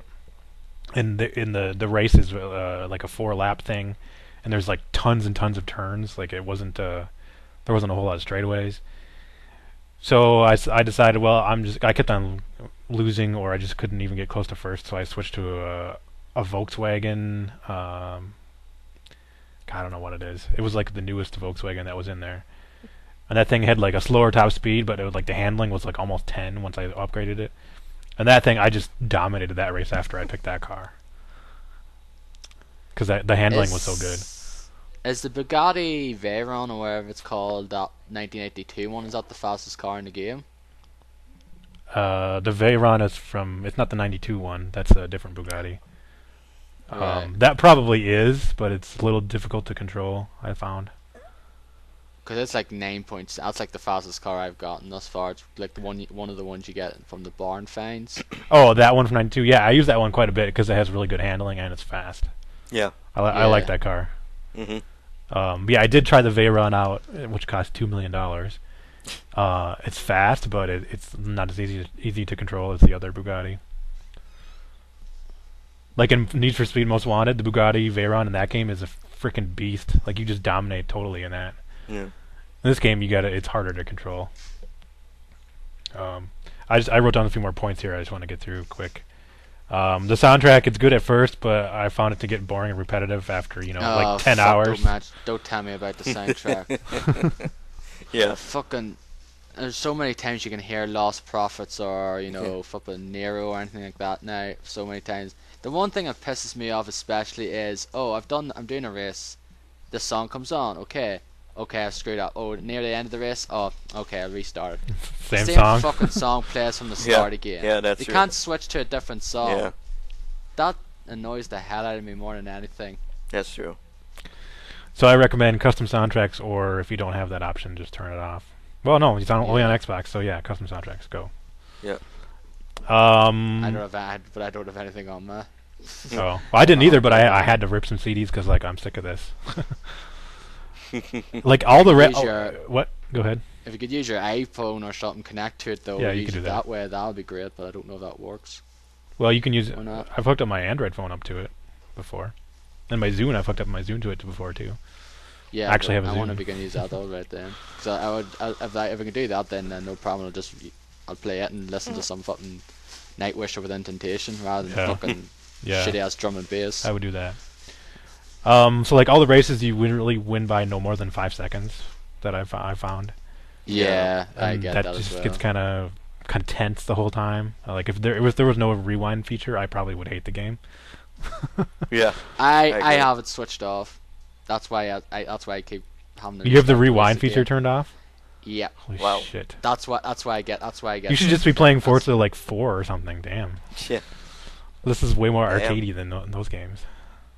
Yeah, I just want to have the more credit stuff though. That's You don't why- really need it though. That's the thing. Yeah, exactly. There's so many races, and you end up using the same cars most of the time, like the same like You 10 don't cars need the maybe. money. You don't need it really. You don't need the money No. at all. What the? You don't. Yeah, I guess. I still have $8 million now. I mean, I got 6 at the last race, but I still have 8. Exactly. But to me, just that rewind feature, I don't know. It just feels like. I wish every racing game Cheating. had that. Yeah, me too. But then again, what the fuck am I talking about? I kind of used it a lot with Dirt, Yeah. because that's like Dirt was the sort of first game I think it was in. It was in Forza. Was it in Forza 3? It was in Forza 4, obviously. It's but- in Forza but- 4. Dirt. I think it was in Dirt 3. I think it was in 3. Yeah, Dirt and Dirt 2 they came out before that, so Really? they had it first.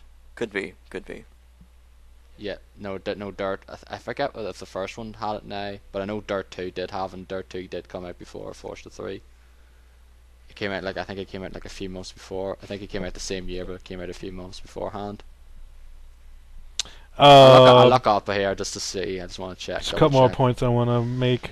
Your rival racers are fucking pricks. Yeah. Like every race, they're like, "Oh, fuck you!" I'm talking, and they're talking to shit to you. It's like, Hmm. so a couple times when I've gotten up to second or first place and found them, I've like just smashed into them and make them hit a wall. I always Just 'cause I'm smash in so the cars, picked. so I'm really sloppy driver. Yeah, I do too, but they don't seem to spin out as easy as I'd like them to. Like I Nah, wish some I of could them just like turn sometimes- into and make them yeah. spin out all the time. But you can do that in Sleeping Dogs really easy. Make them spin out. So yeah, I did all the races. I got to a popularity level like 47 or so. And there's no more races left, so I don't know how I'm gonna get to level 1 unless redoing the same races over and over, and that just would seem boring. Do you? Yeah, Dirt 2 came out in September 09 and Forza 3 came out October. So, a month Okay. before. Go ahead, sorry. Do you remember if we get popularity level online or not? I know it counts towards your score, but I don't know if you like raise your. I think you do get it. Maybe it's only in online, like I that believe. free roam mode. I actually forget now. I think you do get it online now. But I completely forget. Because I saw like Steph is level 1. It's like, how in the hell did you get to level 1 without playing online? Just like redo the same races over and over. I would think that would be boring. She probably did fucking everything in the game there was, like all. Well, I did everything you can do, and I got to level 47. Did you all do all the PR stunts and all that there? I already actually just came across that there yesterday when I was playing it for the first time. Caesar mentioned that last time. I was like, what is these PR Oh yeah, stunts you know you're what? No, talking I didn't do about? those because those are like the skill ones are like impossible. I tried one of them. Yeah, that's no fuck that. Yeah, they're Like pretty here's tough. here's 2 minutes to get 15,000. It's like what? And you have to go on a certain course. Yeah, no Yeah, thanks. you have to try to drift well and try to build your combo up without crashing. Yeah, and it's pretty much. really hard. Yeah. So, props to anyone that can finish those without cheating. Yep. So yeah, I guess those are my points I wanted to make. I mean, I like the game, but after a while, it just kind of felt like a chore with some Is it races. better than Need for Speed? It is, Run it. but I mean, there's some things that are Need for Speed some things about Need for Speed that I like as well. So, I don't know. Anyway, that's all I have to say about that. It's a good game. I mean, I like That's it, all I got but to say about that. maybe it's just because I've played Forza 1, 2, and 3, and this is different than those, and I was so used to different things in Forza that this game is different. So I don't know. Maybe that's why that I don't like it as much as everybody else. Yeah, like I don't really spend a whole lot of time in racing games though anyway. Like maybe spend like a week or so, two or something though. Like I said, like the last game I really got into was Dirt in 2007. I pretty much did all the races in that game, everything in the career mode. And like the Forza 2 came out at the same time, and everyone was going all gaga over it though. I know Dan's played a lot of it, and I played some of the multiplayer now, which was fun, but I barely touched the career mode. And then when I found out that you had these endurance races where you can race for like 60 laps or something, and you race like for an hour or so, I was like, Yeah, fuck that's that. usually when I get to that point in those games, I kind of stop because it's like, oh. Yeah, it's all too I mean, when I was younger and I had the time, I didn't mind doing it, but now it's like, fuck. Especially when there was no rewind feature at that time as well in that one. Exactly. Like if you Yeah. fucked up in the last lap, there's an hour's progress wasted. Yep, definitely. All right, why don't we? Did we have a question of the week? No. No, we didn't. No. Okay. Well, I guess we'll have to come up with one and Yeah, we'll try. post it for this episode. I guess why don't we move on to stuff we've been watching? Dennis, why don't you go ahead? Okay, so I watched a couple of things. One movie that I watched that you guys went apeshit over, and I I wouldn't say that much now. I that still liked it, cannot though, but understand why. I know you but didn't like it, unfortunately. I still cannot understand why, but I watched Ted. I think it was last weekend. Yeah. I don't know. I mean, maybe I'm not the kind of guy who likes the pee caca, lol, drugs, everything, humor, but Pee caca. What? You mean the like fuck? toilet humor? toilet Yeah. humor, yes, exactly. Like, oh, hey, there's a pile of shit on the floor. Wah ha ha, that's funny. No, that really doesn't make me laugh at all. So, Well, that didn't make So me what kind laugh, of comedy that do was you like? Like serious, like you gotta be smart to get the jokes. Type comedy? no, not really. But Physical comedy or what?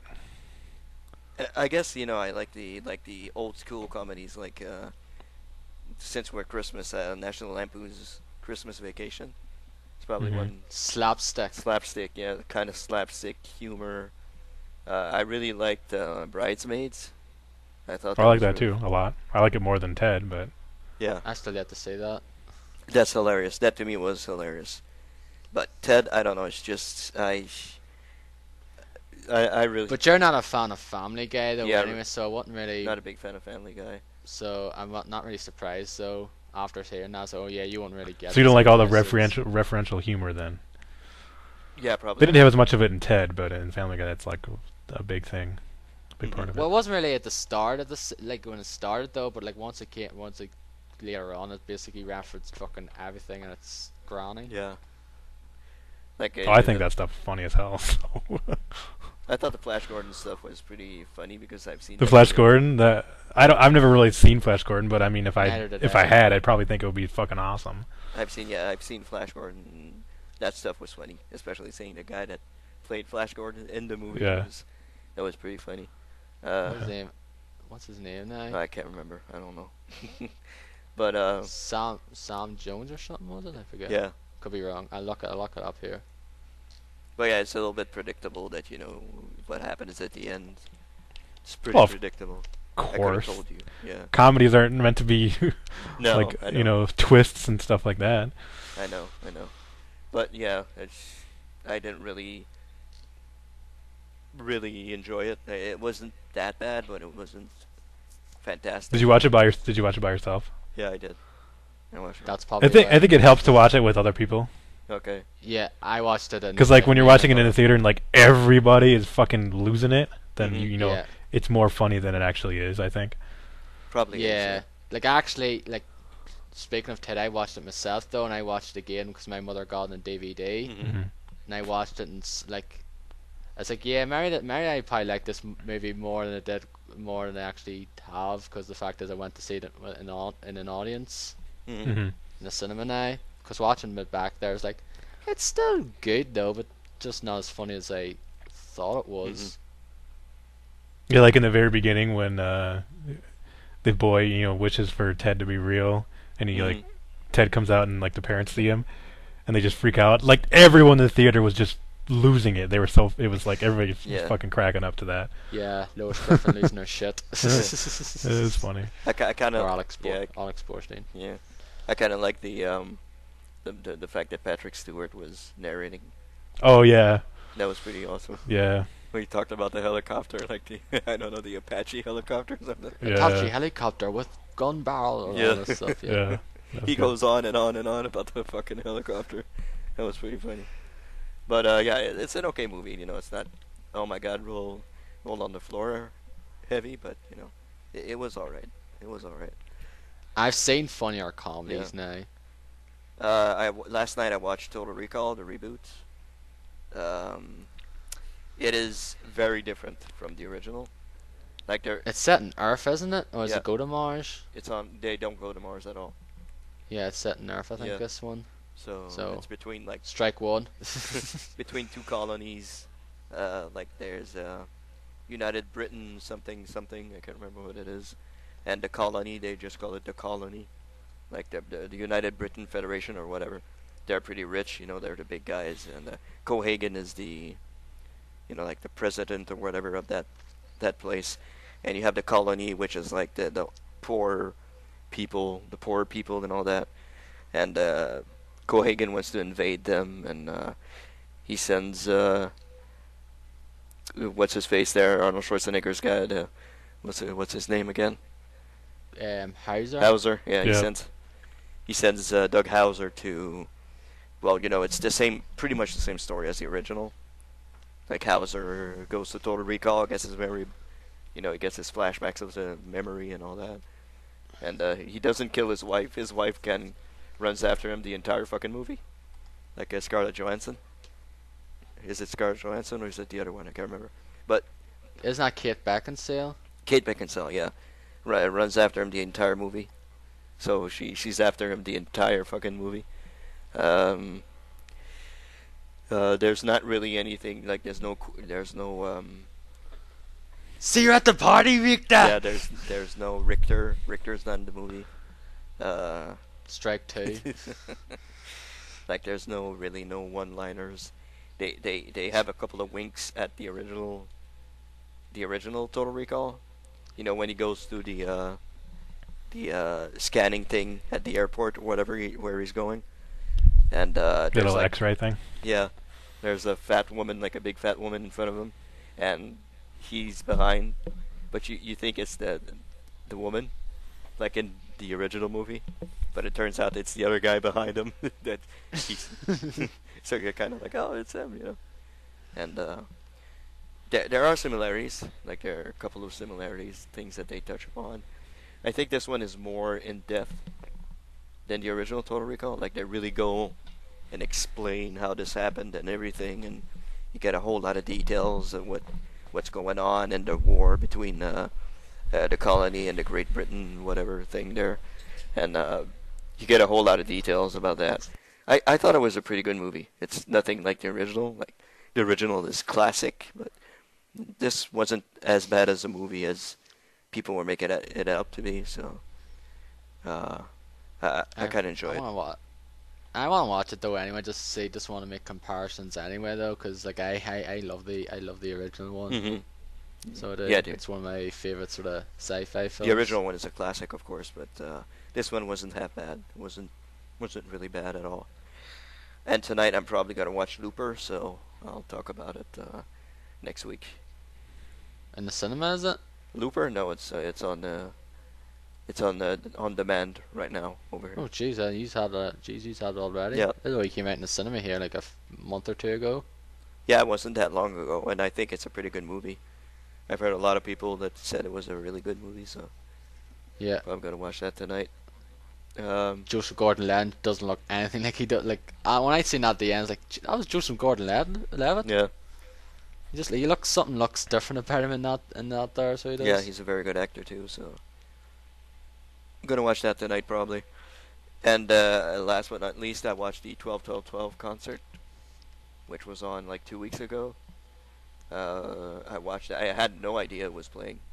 Like I was just clicking through stuff, and like I follow Paul McCartney on Twitter and on Facebook, and then it was a post, tune in to watch the 12-12 concert, and I was like, what the hell is this?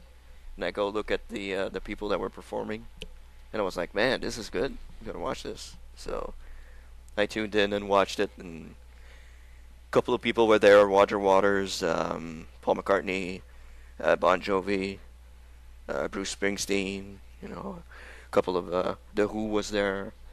A couple of pretty good bands, pretty good show. Really liked Roger Waters and Eddie Vedder. They did Comfortably Numb. It was really awesome. Like Vedder sang I guess he sang the chorus. Man, that was a very very good thing. And Excuse my ignorance now, but who are they? Because I have no idea who they are. Roger Waters is formerly from Pink Floyd. Right. And Eddie Vedder is from Pearl Jam, the singer from Pearl Jam. Okay. So- Right. They did something together. They did the Pink Floyd song together. It was pretty good. And I also liked that Paul McCartney and Nirvana did a song together. Well, the remaining members of Nirvana, I guess. Like, Well, Dave Grohl and whoever the other guy Dave is, I have Grohl. no idea who it is. yeah, and the bassist. They did a song together, which was pretty cool. It's a pretty good song. So everybody was like, "So Paul McCartney is the new Kurt Cobain now, or something?" I was like, "No, not really," but the song was pretty good. It was a pretty good concert. I really enjoyed it. A lot of stars were there too. So That was for a charity, wasn't it? yeah, it's for the people that were affected by Hurricane Sandy, New Right. York, New Jersey, and those places. So Okay. Yeah. benefit concert. It was very good. I really enjoyed it. And side note, I really do not see people's fascination with Bruce Springsteen. I do not see why people like Bruce Springsteen at all. Oh, you're gonna piss Ben off with that statement. I do not see. I can't understand. I really cannot understand. There's a couple of songs that are good, but I don't know. I don't know. He gets on it. That's the same thing with me with the Rolling Stones. I do Oh, not the get Stones why were they're there, so yeah. popular. Mhm. I don't get whatsoever. Like why? I don't think they're that great from what I've heard of them. Hmm. Like I think I like maybe one or two songs, but like I've heard a bunch of songs of theirs, and like there's like one or two of them, and I think yeah they're pretty good, but I think they're overrated as fuck. Oh yeah, I think so. And everybody's saying that they're the best band in rock and roll. Excuse me, no, not at all. not even close. So yeah, could say the same thing about. I don't understand how people can like AC/DC. I think they're fucking overrated. Like they have a couple of good songs, but really, I don't know. Sounds the music sounds the same from one song to the other. I don't know. I don't know how people can enjoy AC/DC. Sorry if I piss people off, but I really don't. Yeah, we're just going through our musical tastes now. Yeah, we hate this band. We think this band's overrated. Yada yada yada. Like, I think Nirvana is another band that's overrated as hell. I don't agree, but anyway, yeah, okay. But yeah, Derek's pretty silent. He's probably boiling in the corner over there. So. But You don't want to know what I don't like. Go ahead. I like to know. I want to hear your thoughts. Yeah, I do. I don't like the Beatles. I don't like Rolling Stones. Don't like Bruce Springsteen. I haven't heard enough Pink Floyd to make a decision, I guess. If you say What Pink else? Floyd's overrated, that's gonna make Ben even more pissed because he loves Bruce Springsteen and Pink Floyd. Not Pink Floyd. So it's fine. Yeah, Pink Floyd are great. I don't listen to a lot of that classic rock. Yeah, you're more into the Black Sabbath. I like as far as classic rock goes, I like, like Bon Jovi, Foreigner, ELO, what else? Journey? Like Styx, Journey, yeah. I like that kind Yeah, of stuff. I pretty much agree with all the bands that you named there. Pretty good music. I mean, I guess it really Yeah. depends on when you grew up and like what you heard as a kid, I suppose. Mm-hmm. What was popular during the time. Def Leppard and stuff like that. Yeah. Unfortunately, when I was growing up, I was in this sort of pop stuff. I was still into pop in certain ways Britney nowadays Spears. anyway, but certain pop artists though. But like I grew up with like pop stuff though in the 90s, and oh boy, there was some shitty ass pop acts over Yeah, here Darren. in the 90s. We know you like One Direction and Justin Bieber. Don't hide. There, what's wrong with the pop scene nowadays? No, it's the fans that are wrong. That are what's wrong. With them, but they produce such shit music as well. Like their music is just to me is mediocre anyway. Like some pop music, some people might find shit though, but I think this is a pretty catchy song.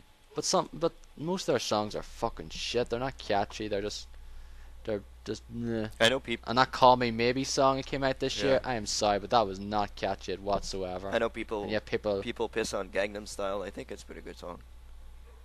I like Gangnam Style. to me it's a shit good song. Yeah. It's a shit song, but it's a good in a way. Mm-hmm. It's very catchy. I think it's a very catchy song. Anyway, but Do we want to talk about like what our most hated song is, or most hated like album or anything? Yeah, 'Cause we I- should get in the music section. I've here because so they're playing a lot of Christmas music on one channel. Like this one channel on the radio plays like nothing but Christmas music for, probably until. if you say one Wednesday. song, if one of you say one song that I truly love of Christmas, I'm ending this podcast right now. what song is it? Go ahead. I want to see what, What song songs is it? are. Whatever. Go ahead. Well, there's this one. I think it's a Beatles song. And it goes like simply having a wonderful Christmas time, like Yes, over and over and Paul over. McCartney. Oh, that's Paul McCartney. I fucking hate that song. Yeah. Like I want to kill something when I hear that song. I just hate it so much. Yeah, honestly, I agree. I literally do. I literally hate it. Like it's not just an expression. I literally hate that song. When I worked at KB Toys for 6 months at the Mall of America, they played that fucking song every 15 minutes over the damn speakers. I am not kidding. I love the I Beatles. fucking hate that song. I love the Beatles. I love McCartney, but that song is fucking annoying. I agree with you. I truly agree with you on that one. That song is. All I goddamn- can say is, whew, that's not the song I'm thinking of. So if I listen to that Christmas radio station and they start playing that, I'm like, fuck this. I'm changing the channel. So put that song in the intro there. Oh God. Yeah. Fucking Daz would be like, So what's your favorite? Yeah, I agree. I wouldn't blame it. If you heard it fucking non-stop, it would really piss you off. I actually haven't really heard a lot of Christmas stuff here because I work nights now and therefore I don't really hear the stuff though. But the fucking stuff I hear now, it's like the same fucking CDs on every fucking night. Mhm. It's like these mixture of old songs and new songs, Yeah. but it's the same fucking ones every night now. And I'm really getting pissed off. And it's like, It seems like there's really only like 10 Christmas songs and everybody just covers them over and over and over again. Yeah, true. Like, because if you listen to that radio station, you're going to hear the same thing at least once every 30, 40 minutes. There's a lot of Christmas songs, well, more like earlier stuff though, from like the 70s and 80s now. Like, there's a few people still do like novelty ones nowadays. They might be like, shitty ass covers or like originals. But that's not the case nowadays. That's not the case. So which one's your favorite, For the most Darren? part. The Pogues' Fairy Tale of New York. I have no idea what that song is. I don't know what that is. Okay. That's good to know. if you say, oh, that song sucks or something, I'm gonna stop being silly. Actually, my favorite Christmas song is another Beatle, John Lennon. Happy Christmas. That's one. That's my favorite one. That's my favorite Christmas. That's played out. That's played out. You think so? Yeah. I think it's. Well, most of the Christmas songs are played out Yeah. anyway. But like, luckily I haven't really heard a lot of them this year though, compared to other years where you hear them everywhere you go and it's like, oh fuck, not this song again. But like, luckily I've sort of gone away from the Christmas stuff this year because the fact is, it's just hearing the same fucking shit on the CDs this year and the radio and like the speaker system, whatever, on the store. So, just shit. Yeah.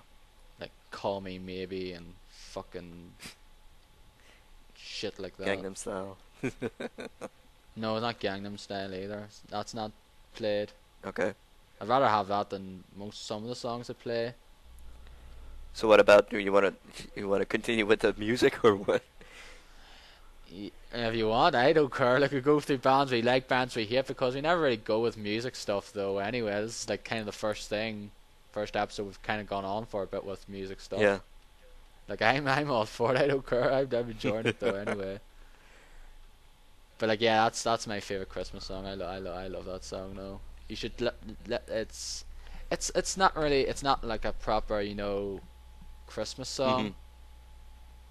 But I absolutely love it though. Yeah. It's like it's one from the 80s. It's like the Pogues featuring a woman called Kirsty MacColl who died in a tragic accident in 2000. Okay. Like a tragic boating accident. And the lead singer, what's his name, Shane MacGowan, has very, very bad teeth. Okay. Rotten teeth. They're he's Irish, so he is. Okay. So. Okay. Not all Irish people have bad teeth like him now. That's just saying something. Okay. So I don't know if you want to go on with that or if we go with the movies. I don't know whatever Derek's up to though. On any Christmas songs you hate or like or whatever. Christmas songs? I don't listen to a whole lot of Christmas music other than what's in movies mostly. Mostly because my family, in growing up, we didn't celebrate Christmas, so the only exposure I had to it was through movies, really, and TV shows. Okay. So we were never allowed to listen to Christmas music or anything like that, or be involved with anything in like Christmas. So we actually should go through Christmas stuff anyway, seeing it is that time of the year. Christmas is like a couple of days away. Should go through Christmas movies, what Christmas movies you like and that. Okay, well, I like Home Alone. Yeah. I don't know if that's really considered a Christmas movie, but it takes place during Christmas. Well, it is a Christmas film. If it's set in Christmas, that's a Christmas film. You're not going to see that much played around like the rest of the year now. So, they do. No, they play it like pretty much any time. Yeah, well, not really here now, but maybe on like Sky or like that there probably played consistently though. But I mean, I like National Lampoon's Christmas Vacation, although I've only seen it like once or twice. I like Scrooged. That's another good one. Yeah. I haven't really seen any of the old ones. Have you seen It's a Wonderful Life? No. Have you, Dennis? Yep. Often. My mother loves that film. It's a good movie. Christmas Story is a good one. I've never seen that though. No? But I know I think that's more of an American thing. I never even heard of it until like a few years back. But I know it's a lot of ones. Americans love that film. That's like their Christmas kind of movie or whatever. It's a good one. That's kind of overplayed, I think, in recent years. Yeah. Like all the Die merchandising and stuff, and like I don't know if it's just 1 day or 2 days. Like on a couple channels, they play it like all the fucking time, like a marathon. I've seen it like numerous times. There Hang on a goes the second. There goes the Christmas music. I wanna know who that is though, 'cause it sounded awesome. It sounded like sort of like Dragon Force or something, like those power metal bands. Anyway, Yeah. Well, I listen to a lot of well, I like National Lampoon's Christmas Vacation. That's a great one. Home Alone. Uh, Die Hard, which is pretty much during Christmas. Home Alone 1 and 2 specifically. Like 3 and 4, fuck it. 3 and 4. There was a fourth one. Yep, there was a fourth one. Okay. Fuck them. I didn't even know that. Yep. Okay. I think it was one of those direct to fucking video ones, like direct to DVD ones. Okay. But yeah, the third one is Okay. fucking stupid as hell. Third So what? it is. The third Home Alone film. Oh, and the fourth. Is there a fifth too? Yeah. No, there's a fourth. Dad didn't even know there was a fourth till it said it there. There is like those are bad. I never seen that one now, but I've seen like the third one, and it's really stupid. He's ill, pretty much. Yeah. He's just like a kid. He's ill. Second one is good. Yeah. Is that the one with his brother? With Macaulay Culkin's brother? Yeah. Okay. He's in the first one as well. Yeah. But Yeah. Macaulay Culkin and Kieran Culkin. Yeah. Wallace Wells and Scott Pilgrim vs. the World. Yeah. Exactly. Yeah. So yeah, I guess I don't know. Just talking about music off the top of my head, a whole lot of bands that I like. Like you guys know about the Beatles, Guns N' Roses, Led Zeppelin. Pretty much Nirvana, Pearl Jam. I don't really like new bands a whole lot, but Yeah, there hasn't really been a band in the last, like, say, several years that's like, yeah, I've really gotten into them now over the last few years. There's nothing now, like, even some of the rock and metal stuff just seems the same to me Mhm. nowadays as well. I know a whole lot of people like Muse. I don't really see why. I like a few of their songs, but I wouldn't really say I'm a big fan of them now. Hmm. What about you? Like, I like Knights of Sidonia. Yeah. I love that video. Hmm. What about you, Derek? Anything? Most of the music I listen to is not on the radio. Yeah. Same here. Yeah, that's pretty much some of the music I listen to. Like I don't even know who a lot of these pop or current rock and pop stars are. Hmm. I like Yeah. like Devin Townsend, Dream Theater, Dark Fortress, Enslaved, Old Nightwish. Let's see what else am I listening to recently. I'm trying to think. There's tons. I just it's hard to think of them all on the spot. Lately, I've been in a Devin Townsend and like Dark Fortress kick and listening to all their albums like over and over. What genre would they be in now? Devin Townsend, he's from Canada. He's kind of like an industrial or electronic metal. He was also the lead singer of Strapping Young Lad, who are no longer around. Does he sing properly or does he scream or like goes? No, it's clean vocals. It's not. Okay, There's he's not, no that's clean vocals. death Okay, metal. that's all right. That's all. Yeah, death metal to me. Some of the death metal stuff I could not listen to when it's screaming. You can't. What the fuck are they saying? Yeah. I'm not big on that either. I'm not big on that genre whatsoever. Like, so I don't mind if it's like singing a part of a song. Like sometimes it's shouting out there. It's like okay, that's fine. But when you shout and scream like through the entire song, Yeah, Kill Switch Engage is pretty much a song that I can get behind. The music that they do, like they scream a couple of times, but not all the time. So. yeah, just a mixture of both though, but not like one like it just basically dominates the other. Mhm. I do like death metal, but I don't like Morbid Angel or Cannibal Corpse or anything like that. Mhm. I like Hypocrisy, Graveworm, Old in Flames, Soilwork. Most of the stuff I listen to is from like Europe, like Norway, Sweden, Germany, Finland. Yeah, That I listen area. to a few, yeah, some of the bands I listen to are from there, like yourself, Nick Nightwish, him, His Infernal Majesty. It's from Finland. From Finland, Within Temptation. as well. There's some like those sort of European bands I like. Anything that's pretty much. Dragon Force. A lot of the stuff is on like Nuclear Blast or Central Media Records. Like Dragon Force, Sonata Arctica, some of those bands. I used to like Sonata Arctica, then they kicked out their guitarist and they changed their style. That seems to be the case with a lot of bands I used to listen to. They change their style and I just don't like them anymore. Yeah, they completely changed. In Flames, Nightwish did that when they changed their vocalist. Now they kicked her out and they have another one who was from what was the band that she was from? I think she was from After Forever, and she's pretty good. I like her. Yeah. Evanescence I really used to like as well, but then pretty much everyone but Amy Lee left. Yeah. Like it's not the same. Oh, she left? I didn't know that. No, everyone but her her. left. Oh, everyone but her. Oh, Yeah. okay. Yeah. Pretty much everyone. She's like the only original member left now, pretty much. Yeah. And I got their new album there last year, and there's like 4 songs from it I like, and that's it. Yeah. Apparently it's not very I had good. a 16, and that to me is not good. Mhm. If it's 4 out of 16, that's not good. Yeah. No, some bands really fucking completely turn around, like The Offspring. Like their album, I think it came out this year, with that Cruisin' California song that was fucking horrible. And they completely changed their style. Like they're more like pop rock, like really horrible. So I didn't know Linkin that. Park is another example of that, where they used to be like kind of new metal and they're more like electronica. Yeah, electronica, in a way now as techno, well, electronic metal or whatever. Well, I don't like them at all, so. Mhm. I didn't like them back when people... back when they I were new did. metal, because I don't like new metal. I did like them though. Yeah, I did too.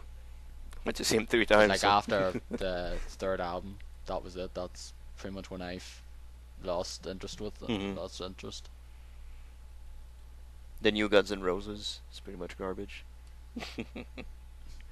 I won't even say new Guns N' Roses because wasn't it forever that Chinese Democracy took? Yeah. It didn't take forever to come out. Axl Rose is pretty Mhm. much only Yeah. Guns N' Roses now.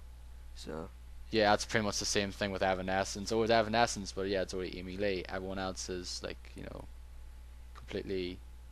There's no one there now. mhm.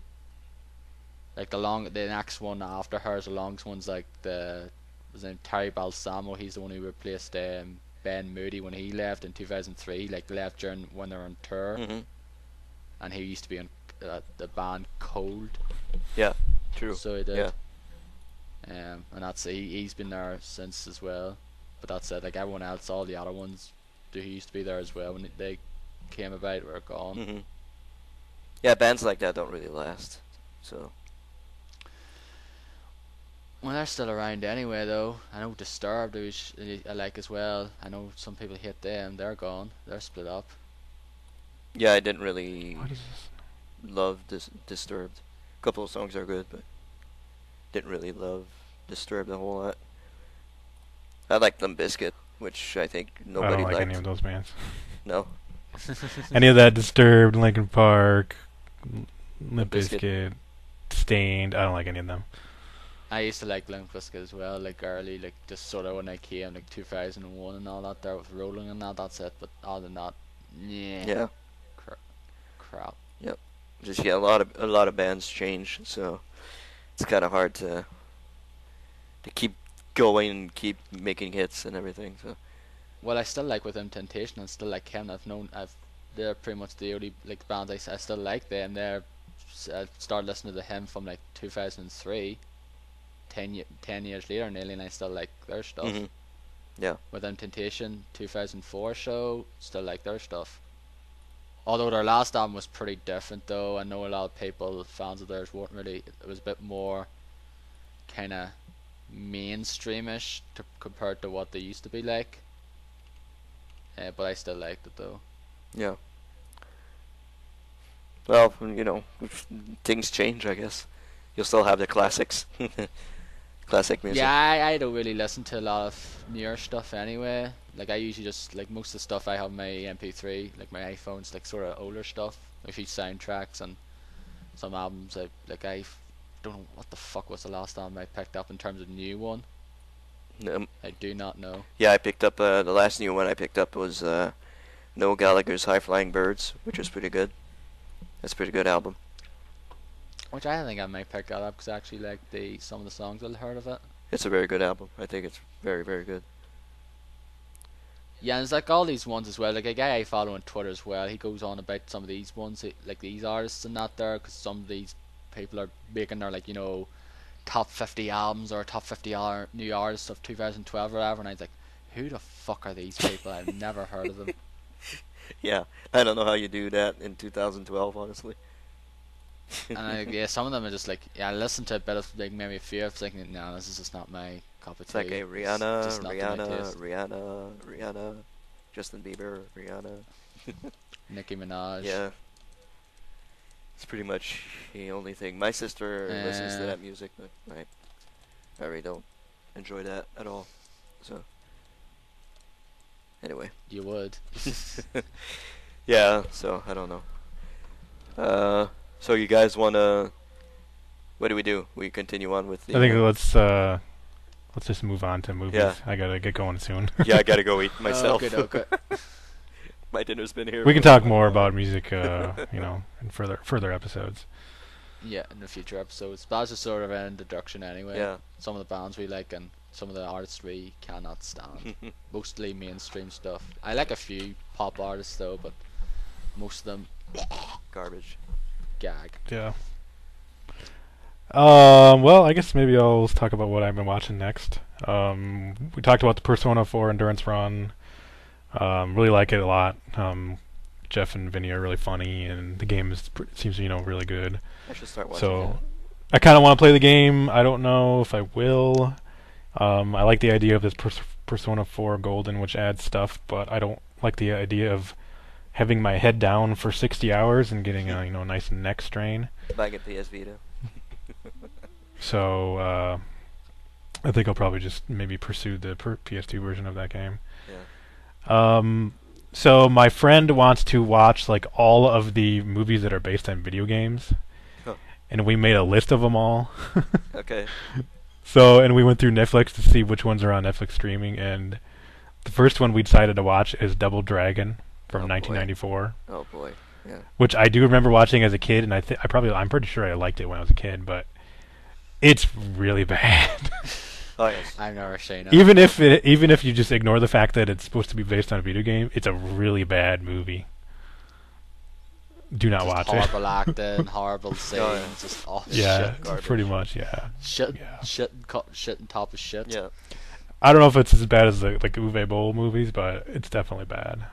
There's a few of them in Netflix which I like to see just to see how bad they are, like the Name of the King and Yeah, they have Far Cry on there, and they have Postal on there, and Blood Rain on there. Yeah. Good luck. So yeah, that's his goal, is to watch all movies that are based on video games. So Okay. I guess I have that to look forward to in the future. That's kind of like what Ryan Davis did. So Yeah. yeah, that's it. No game. right. So yeah, Double Dragon is not good. I think it was kind of based on that Double Dragon 4, or wasn't there a Double Dragon cartoon that came out like around the same time? I think it was a double. There was a Dragon cartoon. I yeah. don't know if it was before the movie or after. I don't know. But I have no idea what it was based on. Honestly. yeah. They do have an arcade cabinet of Double Dragon in there towards the Yeah, end. They they just do. like destroy it. So that was kind of neat. I rented a movie that I've been looking for a long time because I've heard Ryan Davis and Patrick Klepek talk about it a bunch, called VHS. Mm-hmm. It's this shaky cam like horror movie. Found footage, I was. Yeah, it's like found footage, and it's like kind of like five like little kind of short stories combined into one. I think the main one is this group of guys that will break into this house. They're trying to find this one VHS tape, and then like one by one, each of these guys like puts in a tape and watches it, and it's like really fucked up and really weird, and then they just disappear and you don't know what happened to them. And there's some other stuff that goes on with that. It's a really weird movie. I mean, I think it's done pretty well. Mm-hmm. I wouldn't say it's scary. At least I wasn't scared at all. But I think it was done well. Like if you like Paranormal Activity, you'd probably like this. Maybe not quite as much. Doesn't have as many like scares, but like some of the effects and some of the things they do are pretty interesting. But it's definitely really kind of weird. So. I don't care about that genre anyway. I'm not really into horror or like found footage and all that stuff. Yeah, well, so it's not for me. I liked it. I don't know if I would buy it, but I think it's definitely worth a rental. Mm-hmm. So, probably the biggest movie that has been released in the past couple weeks that I've seen, and I know Darren saw. In 3D, I saw it in. Yeah, I saw it in 3D too. Actually, I saw an advanced screening. I saw it on Wednesday night before it was released here. We're talking about The Hobbit and Unexpected Journey. It is like 2 hours, 50 minutes, so it's definitely pretty long, and this is only the first of 3 films.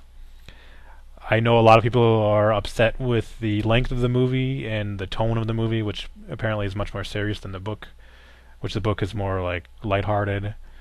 Because it's a children's book.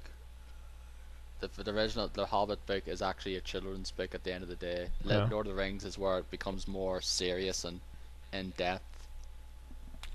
And I guess some people are having trouble with the way the movie was filmed in this. I think it's called HFR. It's like a high frame rate. It's 48 frames per second instead of 24 frames per second.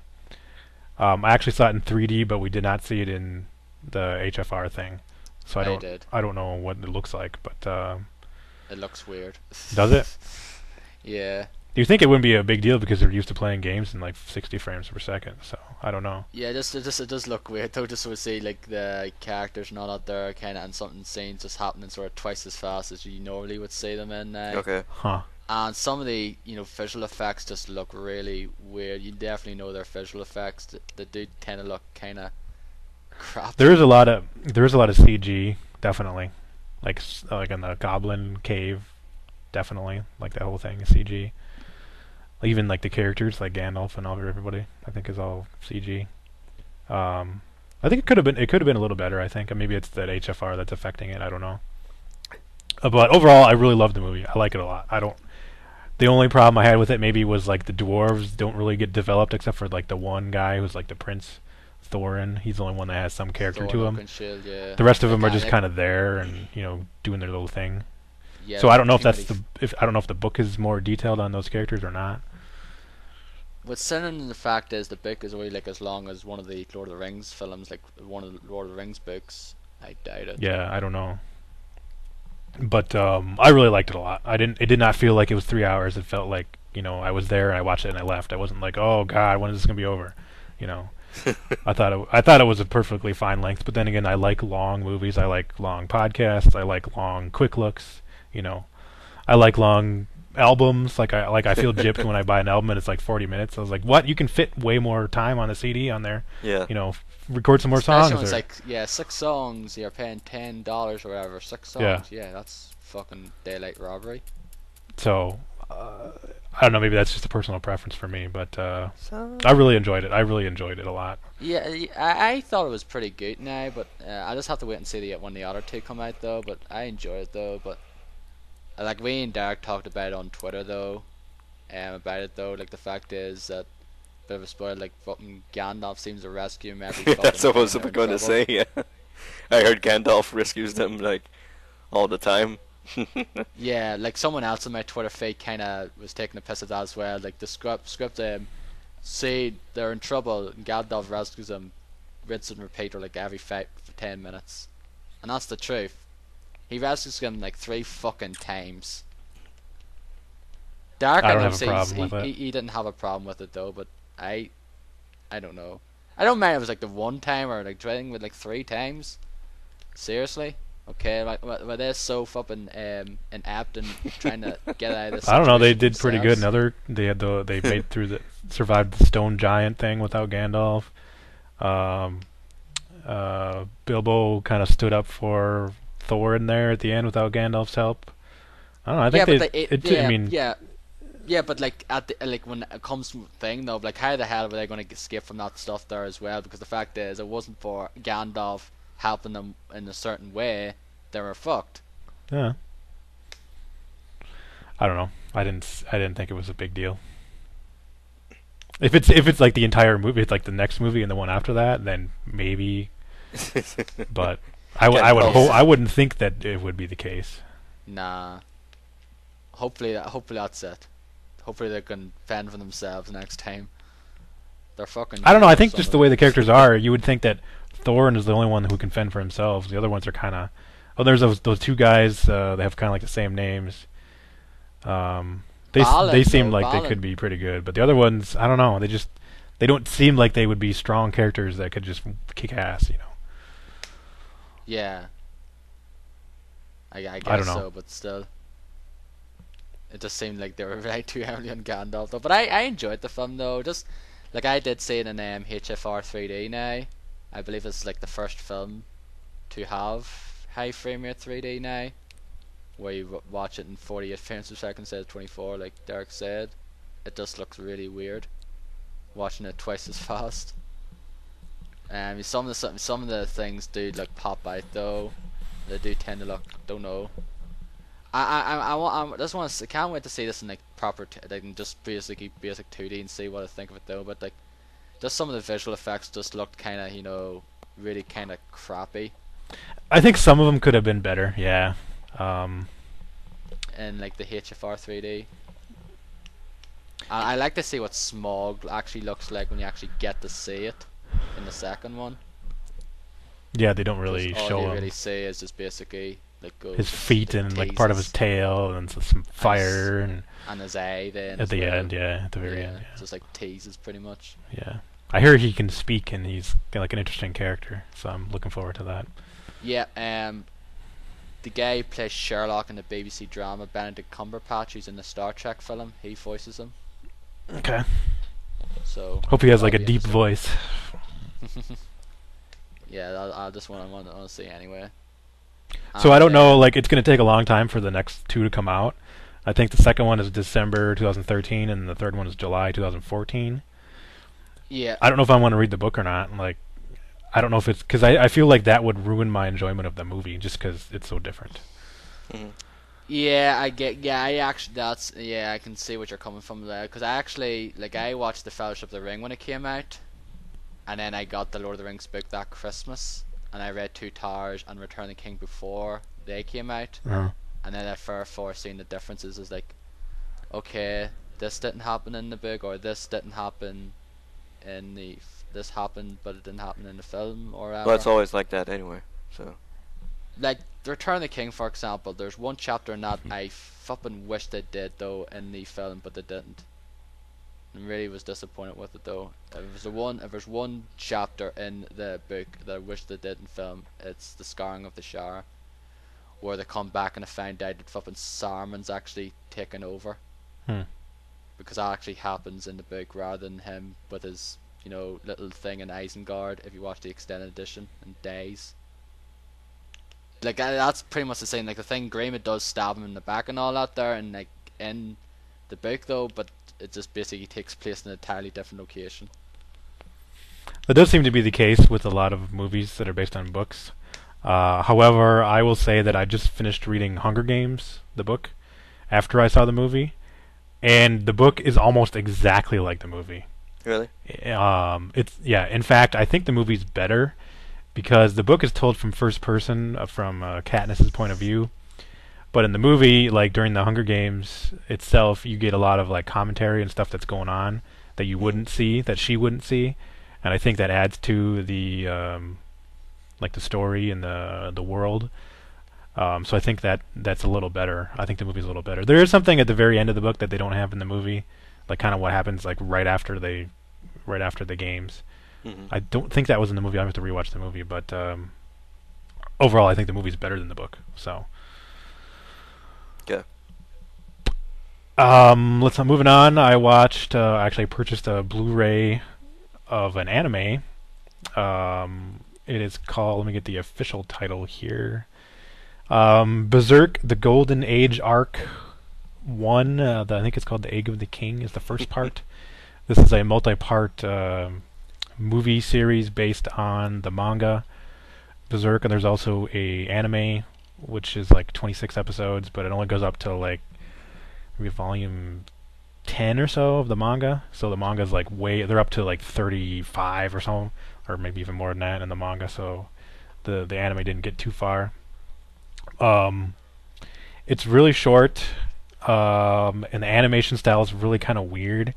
They use this like pseudo 3D, 2D look to it, and like the frame rate is kind of bad. It feels like everything's kind of going in slow motion. Like and then they do have some actual like 2D stuff, and that looks fine. But when they do this 3D stuff, it's like kind of for like the big battles, like the big action sequences.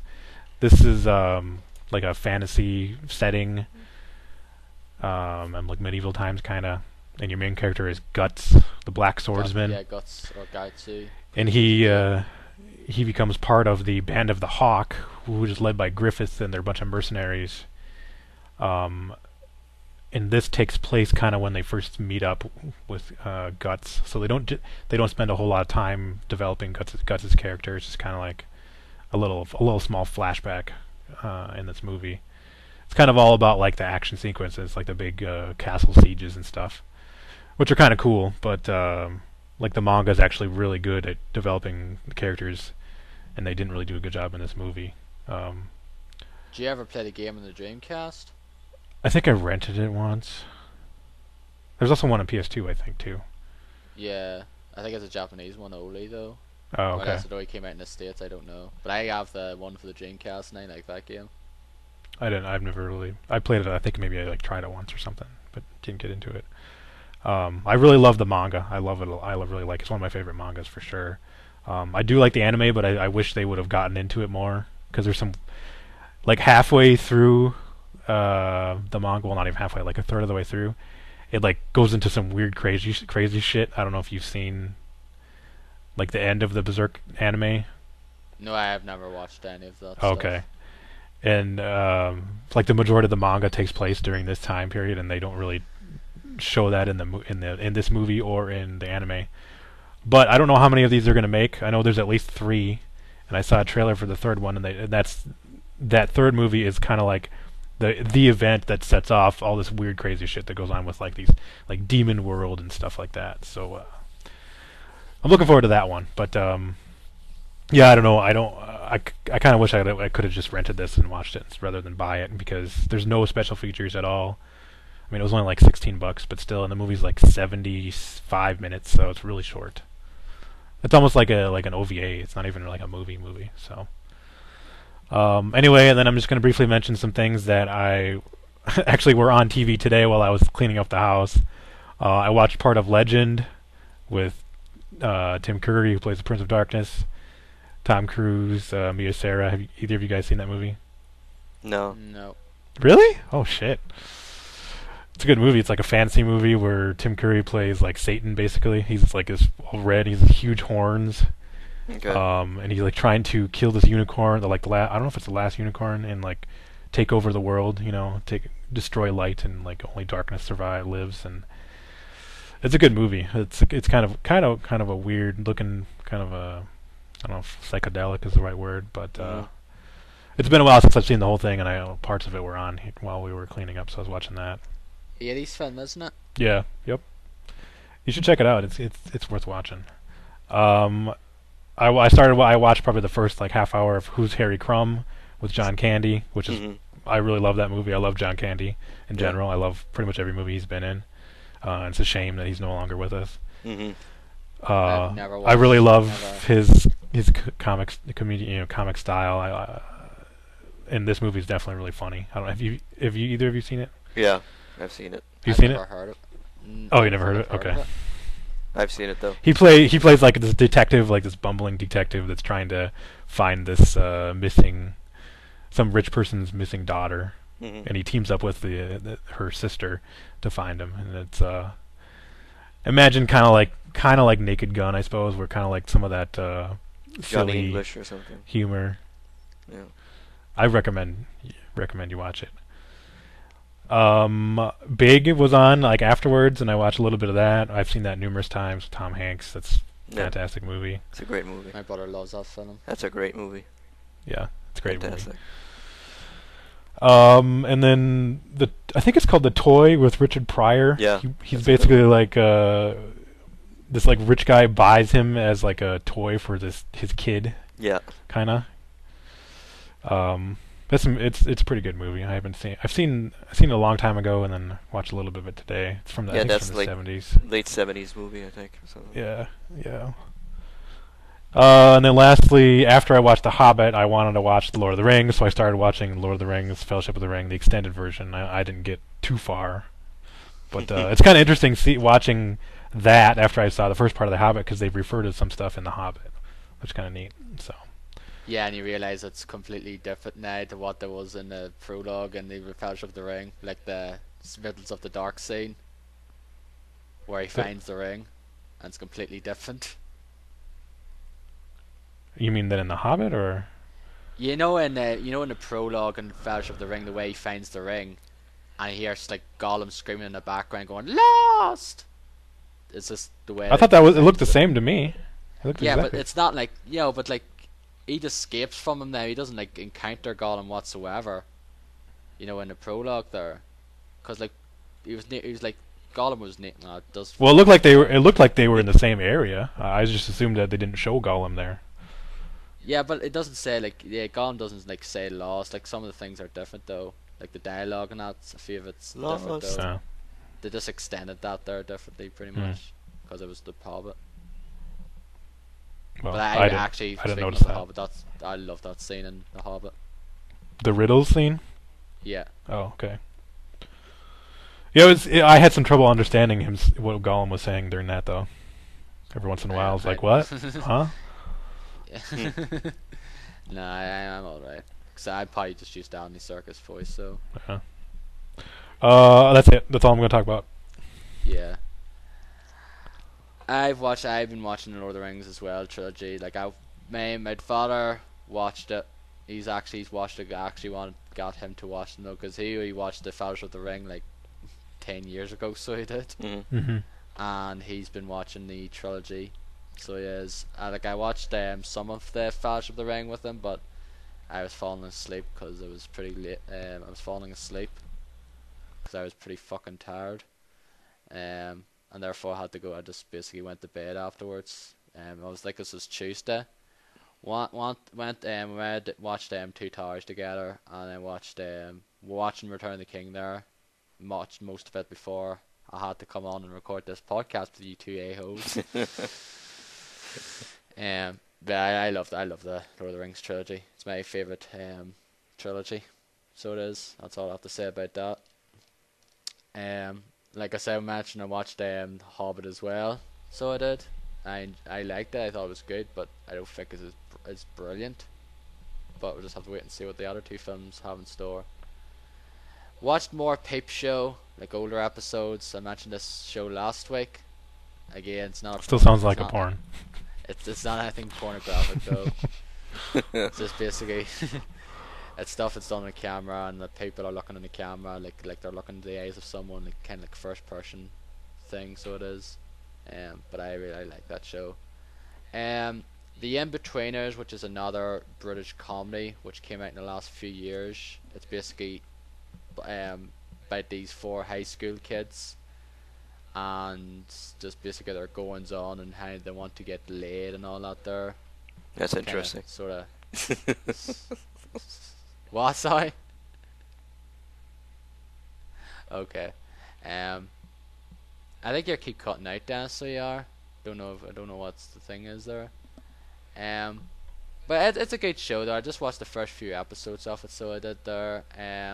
There was a film that came out last year, which I've not yet to see, but I just watched some of it. The In-Betweeners.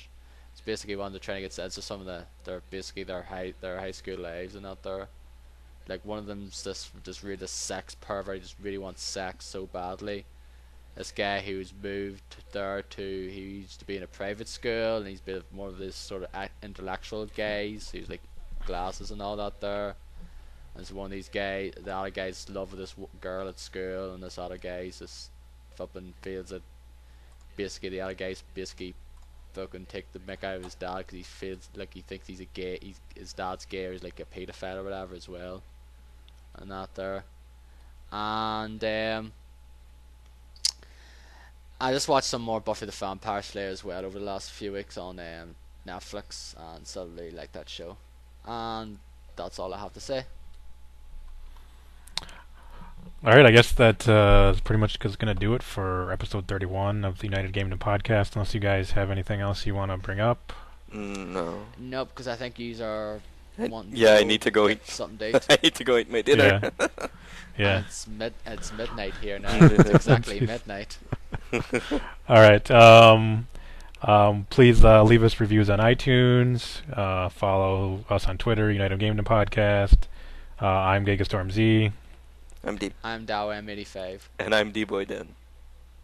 And the orange If you're into fucking crazy, stupid, psycho, if you're into crazy fucking idiots. Twitters, crazy idiots, pretty much. Yeah. Yeah. Follow him. We also have a Facebook group, the United Gamedom Podcast group. Which we pretty much have left to this curb. Yeah, in the last few weeks. Yeah, We we need to haven't really post done a whole stuff. lot with that. we need to post I think you stuff. put up the episodes still there, but Yeah. Yeah, that's really all there was. we'll have to put up a a question of the week there Yeah. on Twitter as well. And then you can also send us an email, unitedgamedom@gmail.com. question of the week. What are some of your favorite music artists?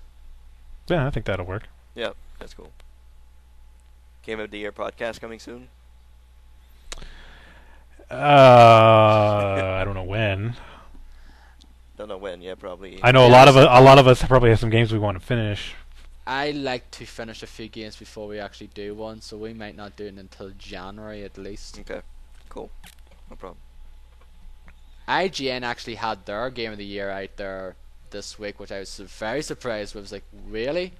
Don't they wait until mid-January before they announce theirs? Yeah. Huh. But nope, they had it. So It what's was Journey. Journey? Giant Bomb stuff And coming paper- up next week. That's gonna be awesome. Yep. Can't wait. I'm looking forward to their videos. Oh yeah, that's gonna be great. It sounds like their podcast is like 12 hours.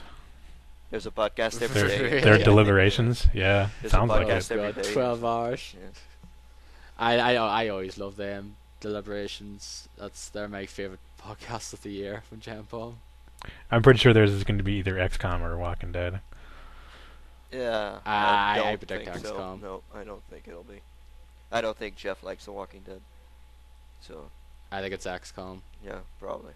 Probably. That's what I feel, because listen to the ones there when they were talking about XCOM. Like that's everybody seemed to be loved it. the Yeah. One they can all agree on, because all of them were really into that game. Mhm. Yeah.